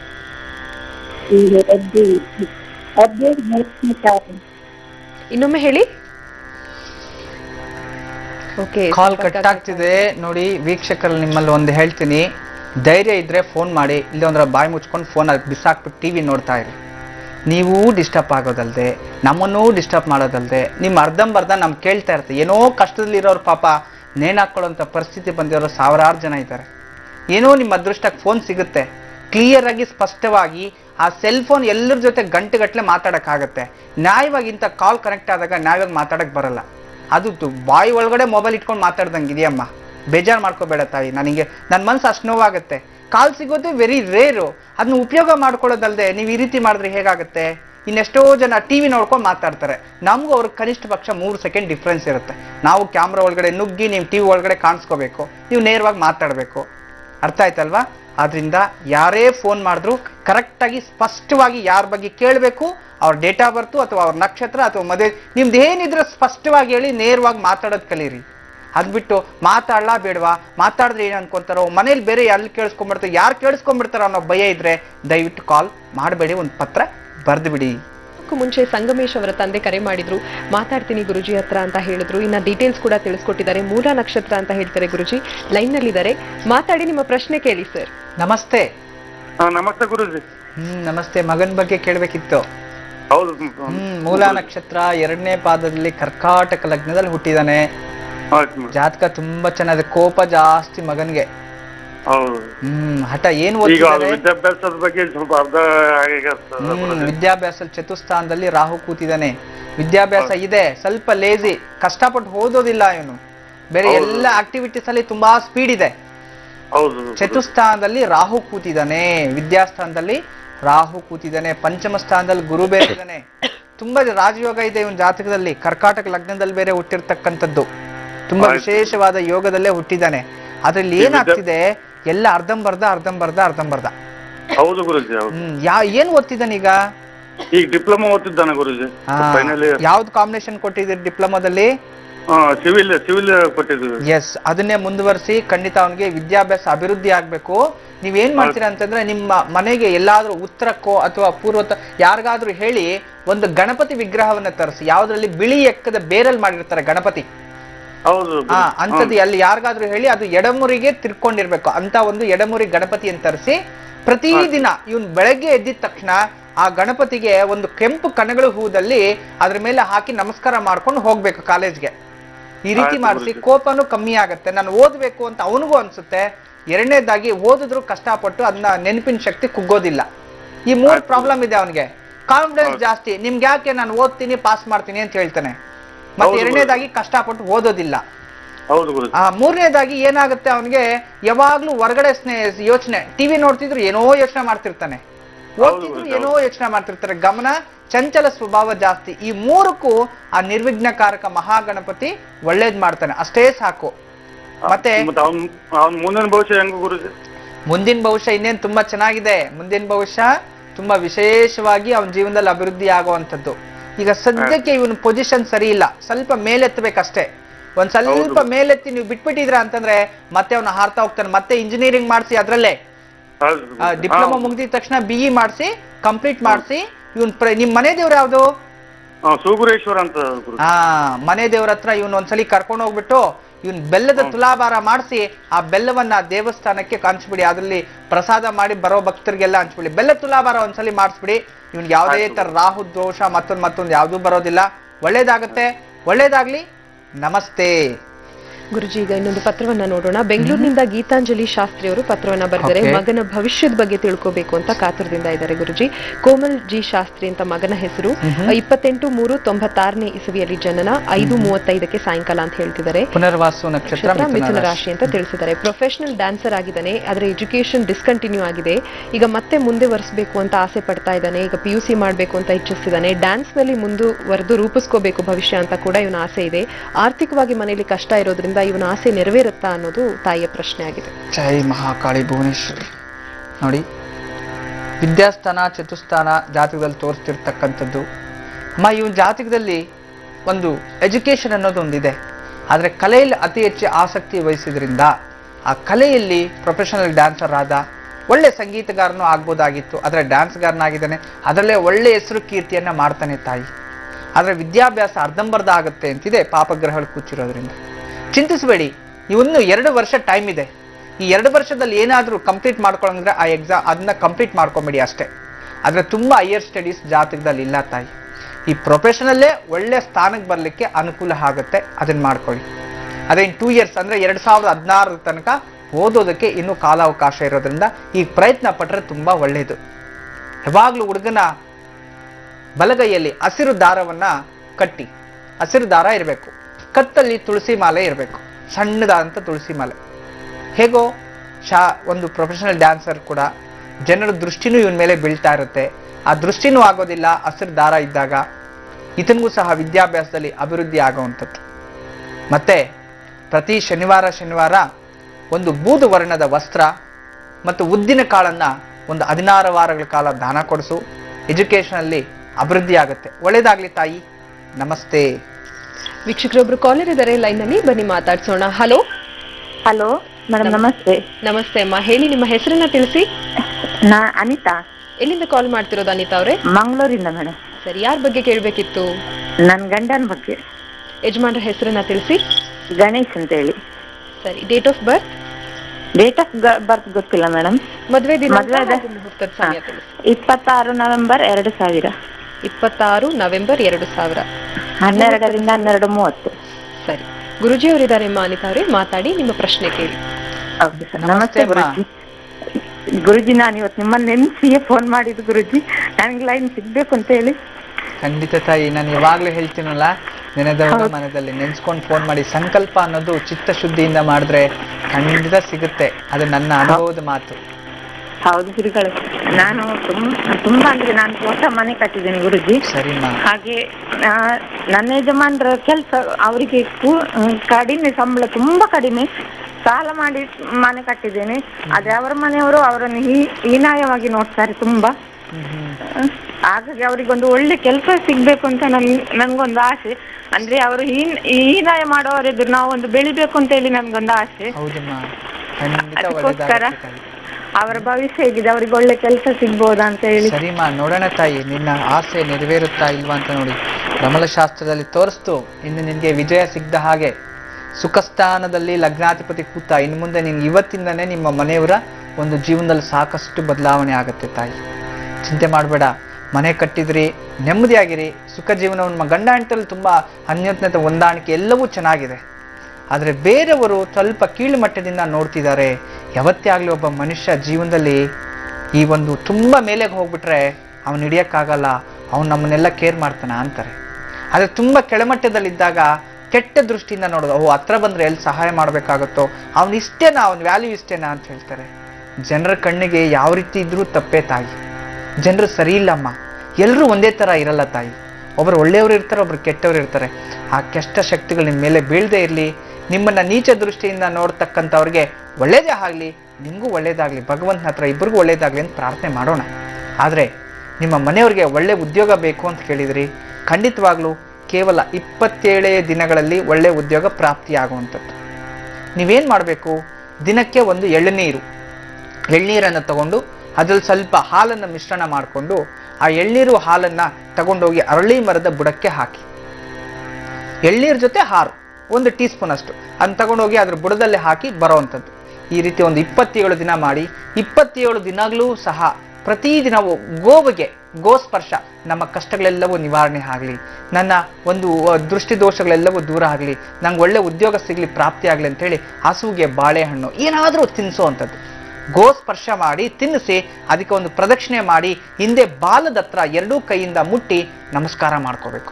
ಈ ರೀತಿ ಮಾಡಿದ್ರೆ ಖಂಡಿತವಾಗ್ಲೂ 27 ದಿನ 1 ತಿಂಗಳು ಮಾಡಿ, ಶಿವರಾತ್ರಿ ಮುಗಿತಾ ಇದ್ದಂಗೆ ನಿಮ್ಮ ಮನೆಯವ್ರಿಗೆ ಒಳ್ಳೆ ಉದ್ಯೋಗ ಸಿಗುತ್ತೆ, ಸ್ಯಾಲ್ರಿನೂ ಹೈಕ್ ಆಗುತ್ತೆ. ಒಳ್ಳೇದಾಗ್ಲಿ ತಾಯಿ, ನಮಸ್ತೆ. ವೀಕ್ಷಕರೇ, ಪದ್ಮ ಅವರು ಹಾಸನಿಂದ ಕರೆ ಮಾಡಿದ್ದಾರೆ, ಬನ್ನಿ ಮಾತಾಡ್ಸೋಣ. ಹಲೋ ಹಲೋ ಮೇಡಮ್, ನಮಸ್ಕಾರ. ನಮಸ್ತೆ ಪದ್ಮ ಅವರೇ, ಹೇಳಿ, ಯಾರ ಬಗ್ಗೆ ಕೇಳ್ಬೇಕಿತ್ತು? ನಾನು ನನ್ನ ಮಗನ ಬಗ್ಗೆ ಕೇಳ್ಬೇಕಾಯ್ತು ಮೇಡಮ್. ಹೆಸರನ್ನ ತಿಳಿಸಿ. ಮಧುಸೂದನ್. ಮಧುಸೂದನ್. ಸರಿ, ಡೇಟ್ ಆಫ್ ಬರ್ತ್ ಹೇಳಿಮ್ಮ. Date of 22/9/95. 22/9/95 ಶುಕ್ರವಾರ ಸಂಜೆ 7:30 ಸಾಯಂಕಾಲ. ಜನ್ಮರಾಶಿ ನಕ್ಷತ್ರ ತಿಳಿಸಿ. ಅದು ನಂಗೆ ಸರಿಯಾಗಿ ಗೊತ್ತಿಲ್ಲ ಮೇಡಮ್. ಸಿಂಹರಾಶಿ. ಅದಕ್ಕೆ ಯಾವ ನಕ್ಷತ್ರ ಬರುತ್ತೆ ಅಂತ ಗುರುಜಿ ಅವರು ತಿಳಿಸ್ಕೊಡ್ತಾರೆ. ಮಾತಾಡಿ, ನಿಮ್ಮ ಪ್ರಶ್ನೆ ಕೇಳಿಮ್ಮ. ಆಯ್ತು. ನಮಸ್ತೆ ಅಮ್ಮ. ನಮಸ್ತೆ ಗುರುಜಿ, ಚೆನ್ನಾಗಿದ್ದೀರಾ ಗುರುಜಿ? ನಾನು ತುಂಬಾ ಚೆನ್ನಾಗಿದ್ದೀನಿ ತಾಯಿ. ನಾವು ತುಂಬಾ ದಿವಸದಿಂದ ಟ್ರೈ ಮಾಡ್ತಾ ಇದ್ದೆ ಗುರುಜಿ. ನಮ್ ಸಿಕ್ಕಿದ ನನ್ಗೆ ತುಂಬಾ ಭಾಗ್ಯ ಸರ್. ಒಳ್ಳೇದಾಗ್ಲಿ ತಾಯಿ. ಏನ್ ಕೆಲಸ ಮಾಡ್ತಾರೆ ಮನೆಯವರು? ನಮ್ ಮನೆಯವ್ರು ಇಲ್ಲ ಗುರುಜಿ, ಅವ್ನು ಪ್ರೆಗ್ನೆಂಟ್ ಅಲ್ಲೇ ಹೋಗ್ಬಿಟ್ರು. ಈಗ 3 ಮಕ್ಳು ನನ್ಗೆ. ಅದ್ರಲ್ಲಿ ಮಧುಸೂದನನು ತುಂಬಾ ಅವನ್ಗೆ ಏನು ಅನ್ನೋದೇ ಗೊತ್ತಿಲ್ಲ, ಓದಲ್ಲ, ಹೇಳಿದ್ ಮಾತು ಸ್ವಲ್ಪ ಮಗನಿಗೆ, ಮೊದಲನೇ ಮಗನಿಗೆ ಅಲ್ಲ, 3ನೇನು, ಅವನೇ ಲಾಸ್ಟ್ನೇನು ಗುರುಜಿ. ಲಾಸ್ಟ್ನೇ ಅವನಾ? ಎಷ್ಟನೇ ಏನ್ ಓದ್ತಿದ್ದಾನ ಈಗ? ಅವನು SLC ಮಾಡ್ಕೊಂಡ. ಆಮೇಲೆ ಫಸ್ಟ್ PU ಸೇರ್ಸ್ದೆ, ಓದ್ಲಿಲ್ಲ, ಯಾವ್ದು ಕಂಪ್ಲೀಟ್ ಮಾಡಿಲ್ಲ, ಮನೇಲೇ ಇದ್ದಾನೆ ಈಗ. ಮನೇಲಿ ಹೇಳಿದ್ ಮಾತ್ ಕೇಳಲ್ಲ. ಫಸ್ಟ್ PUC ಎಷ್ಟು ವರ್ಷ ಆಯ್ತು ಡಿಸ್ಕಂಟಿನ್ಯೂ ಆಗಿ? ಈಗ 1 ವರ್ಷ ಇನ್ನು ಕಂಟಿನ್ಯೂ ಆಗಿ. ಈ ವರ್ಷದೆಲ್ಲ ಬಿಟ್ಬಿಟ್ಟಿದ್ದಾನೆ, ಈ ವರ್ಷ ಸೇರ್ಕೊಂಡ. ಸೆಕೆಂಡ್ PUC ಬರಿತೀನಿ ಅಂತಾನೆ, ಬರಿತಾನೋ ಇಲ್ಲೋ ಗೊತ್ತಿಲ್ಲ. ಅವನಿಗೆ ಒಂದ್ ಕೆಲಸ ಮಾಡಿ ತಾಯಿ, ಅವನಿಗೆ ಸಿವಿಲ್ ಅಲ್ಲಿ, ಮೆಕ್ಯಾನಿಕಲ್ ಅಲ್ಲಿ ತುಂಬಾ ಇಂಟ್ರೆಸ್ಟ್ ಇದೆ. ಅವನಿಗೆ ಡಿಪ್ಲೊಮಾ ಆಗ್ಲಿ ITI ಗಾಗಿ ಸೇರಿಸಿ. ITI ಅಥವಾ ಡಿಪ್ಲೊಮಾಗಾದ್ರೂ ಸೇರಿಸಿ, ಮೆಕ್ಯಾನಿಕಲ್ ಮೇಲೆ ಕೊಡಿಸಿ. ಅವ್ನು ಖಂಡಿತ ಓದ್ತಾನೆ. ಎಜುಕೇಶನ್ ಇದೆ ತಾಯಿ. ಅದು ಲೇಜಿ, ಸ್ನೇಹಿತರ ಸವಾಸ ಸರಿ ಇಲ್ಲ. ಕಾಲೇಜ್ಗೆ ಹೋಗ್ಬೇಕು ಅಂತ ಹೋಗ್ತಾನೆ, ಖಂಡಿತ ಅವ್ನು ಕಾಲೇಜ್ಗೆ ಹೋಗ್ತಿಲ್ಲ. ಆಯ್ತಾ? ಆ ರೀತಿ ಅವನಲ್ಲಿ ಚಂಚಲ ಸ್ವಭಾವ, ಯಾವ್ದು ಒಳ್ಳೇದು ಯಾವ್ದು ಕೆಟ್ಟದ್ದು ಗೊತ್ತಾಗ್ತಿಲ್ಲ. ಮತ್ತೆ ಅವನಿಗೆ ಅಡ್ವೈಸ್ ಅನ್ನೋದಿಲ್ಲ, ಸಪೋರ್ಟ್ ಸರಿಯಾಗಿ ನಿಮ್ಗೂ ಸರಿಯಾಗಿ ಸಣ್ಣ ವಯಸ್ಸಿಂದ ಸಿಕ್ಕಿಲ್ಲ. ಇದರಿಂದ ಏನಾಗ್ತಿದೆ, ಪಾಪ ನಿಮ್ಗೂ ಮನ್ಸಿಗೆ ನೆಮ್ಮದಿ ಇಲ್ಲ, ಅವನು ಡಿಪ್ರೆಸ್ ಅಲ್ಲಿ ಇದ್ದಾನೆ ಆ ಸಣ್ಣ ವಯಸ್ಸಿಗೆ. ಕುಟುಂಬದಲ್ಲಿ ಯಾರು ತಾನೇ ನೆಮ್ಮದಿ ಇದ್ರೆ ಹೇಳಿ? ಎಲ್ರೂ ನೆಮ್ಮದಿ ಹಾಳಾಗಿದೆ. ಇಲ್ಲ ಗುರುಜಿ, ಏನು ನೆಮ್ಮದಿ ಅನ್ನೋದೇ ಇಲ್ಲ ಮನೇಲಿ. ನಾನು ಆ ವಯಸ್ಸಿನಿಂದಲೇ ಮಕ್ಕಳನ್ನೆಲ್ಲ ಮೇಂಟೈನ್ ಮಾಡ್ಕೊಂಡ್ ಬಂದೆ ಗುರುಜಿ. ಈಗ ನನ್ಗೆ 4 ವರ್ಷ ಆಗೋಯ್ತು ಗುರುಜಿ ನನ್ಗೆ ಹಿಂಗಾಗಿ. ಹೌದು ತಾಯಿ, ನಿಜವಾಗ್ಲೂ ಆ ದೊಡ್ಡ ಗುಣ ತಾಯಿ. ಇಷ್ಟು ವರ್ಷ ನೀನ್ ನೋಡಿ, ಯಾರು ಸಪೋರ್ಟ್ ಇಲ್ಲದೆ ಆ ಮಕ್ಕಳನ್ನ ಇಷ್ಟು ಬೆಳೆಸಿದೆಯಲ್ಲ, ನಿಜವಾಗ್ಲೂ ನಿಮ್ ಮಕ್ಕಳು ನಿನ್ ದೇವತೆ ಸಮಾನ. ನಿಮ್ ಕುಟುಂಬಕ್ಕೆ ನಿನ್ಗೂ ಒಳ್ಳೇದಾಗ್ಲಿ. ನಿಮ್ ಮಗನ ಹೆಸರಲ್ಲಿ ಒಂದು ಪ್ರತಿ ಮಂಗಳವಾರ ಆಂಜನೇಯ ಸ್ವಾಮಿ ದೇವಸ್ಥಾನಕ್ಕೆ ಹೋಗಿ ಅಲ್ಲಿ ಎಳ್ಳೆಣ್ಣೆ ದೀಪ ಹಚ್ಚಿಸಿ ಒಂದು 18 ಪ್ರದಕ್ಷಿಣೆ ಮಾಡಿಸಿ ನಿಮ್ ಮಗನ ಕೈಯಲ್ಲಿ. ಅವನ ಕೈಯಲ್ಲಿ ಮಂಗಳವಾರ ಕರ್ಕೊಂಡೋಗಿ ಮಾಡಿಸಿ. ಒಂದು 3 ತಿಂಗಳ ಕಾಲ, ಅಂದ್ರೆ ಒಂದು 16 ವಾರಗಳ ಕಾಲ ಮಾಡಿಸಿ. ಅವನ ಕತ್ತಲ್ಲಿ ಒಂದು 4 ಮುಖದ ರುದ್ರಾಕ್ಷಿ ಹಾಕ್ಬಿಡಿ. ಕೋಪನೂ ಕಮ್ಮಿ ಆಗುತ್ತೆ. ನಂತರ ಅವನಿಗೆ ವಿದ್ಯಾಭ್ಯಾಸನೂ ಬರುತ್ತೆ. ನೆಕ್ಸ್ಟ್ ಅವನಿಗೆ ಡಿಪ್ಲೊಮಾಗಿ ಸರಿ ಸೇರಿಸ್ಬಿಡಿ. ಅವ್ನು ಕಂಪ್ಲೀಟ್ ಮಾಡ್ತಾನೆ, ಮುಂದೆ ಇಂಜಿನಿಯರಿಂಗು ಮಾಡ್ತಾನೆ. ಈಗ ಈ 1 ವರ್ಷ ಸ್ವಲ್ಪ ಮುಂದೆ ತಳೆದ್ರೆ ಖಂಡಿತವಾಗ್ಲೂ ಅವನ ಜೀವನದಲ್ಲಿ ಒಳ್ಳೆ ಸ್ಥಾನಕ್ಕೆ ಹೋಗ್ತಾನೆ ತಾಯಿ. ಒಳ್ಳೇದಾಗ್ಲಿ ಅಮ್ಮ. ನಮಸ್ತೆ ಗುರುಜಿ. ಇನ್ನೊಂದು ಪತ್ರವನ್ನ ನೋಡೋಣ. ಬೆಳಗಾವಿಂದ ವಿವೇಕ್ ಬಾಣಹತ್ ಅವರು ಪತ್ರವನ್ನ ಬರ್ತಿದ್ದಾರೆ. ಡೇಟ್ ಆಫ್ ಬರ್ತ್ ತಿಳಿಸಿದರೆ 15/6/86ನೇ ಇಸ್ವಿ 12:40 ಮಧ್ಯರಾತ್ರಿ ಅಂತ ಹೇಳ್ತಿದ್ದಾರೆ. ಸಿಂಹ ರಾಶಿ ಅಂತ ತಿಳಿಸಿದ್ದಾರೆ. ಹಣಕಾಸಿನ ಸ್ಥಿತಿ ಸರಿ ಇಲ್ಲ, ಮತ್ತೆ ಆರೋಗ್ಯದಲ್ಲಿ ತುಂಬಾ ಏರ್ಪೇರಾಗ್ತಾ ಇದೆ. ದಯವಿಟ್ಟು ಒಂದು ಪರಿಹಾರವನ್ನ ಸೂಚಿಸಿ.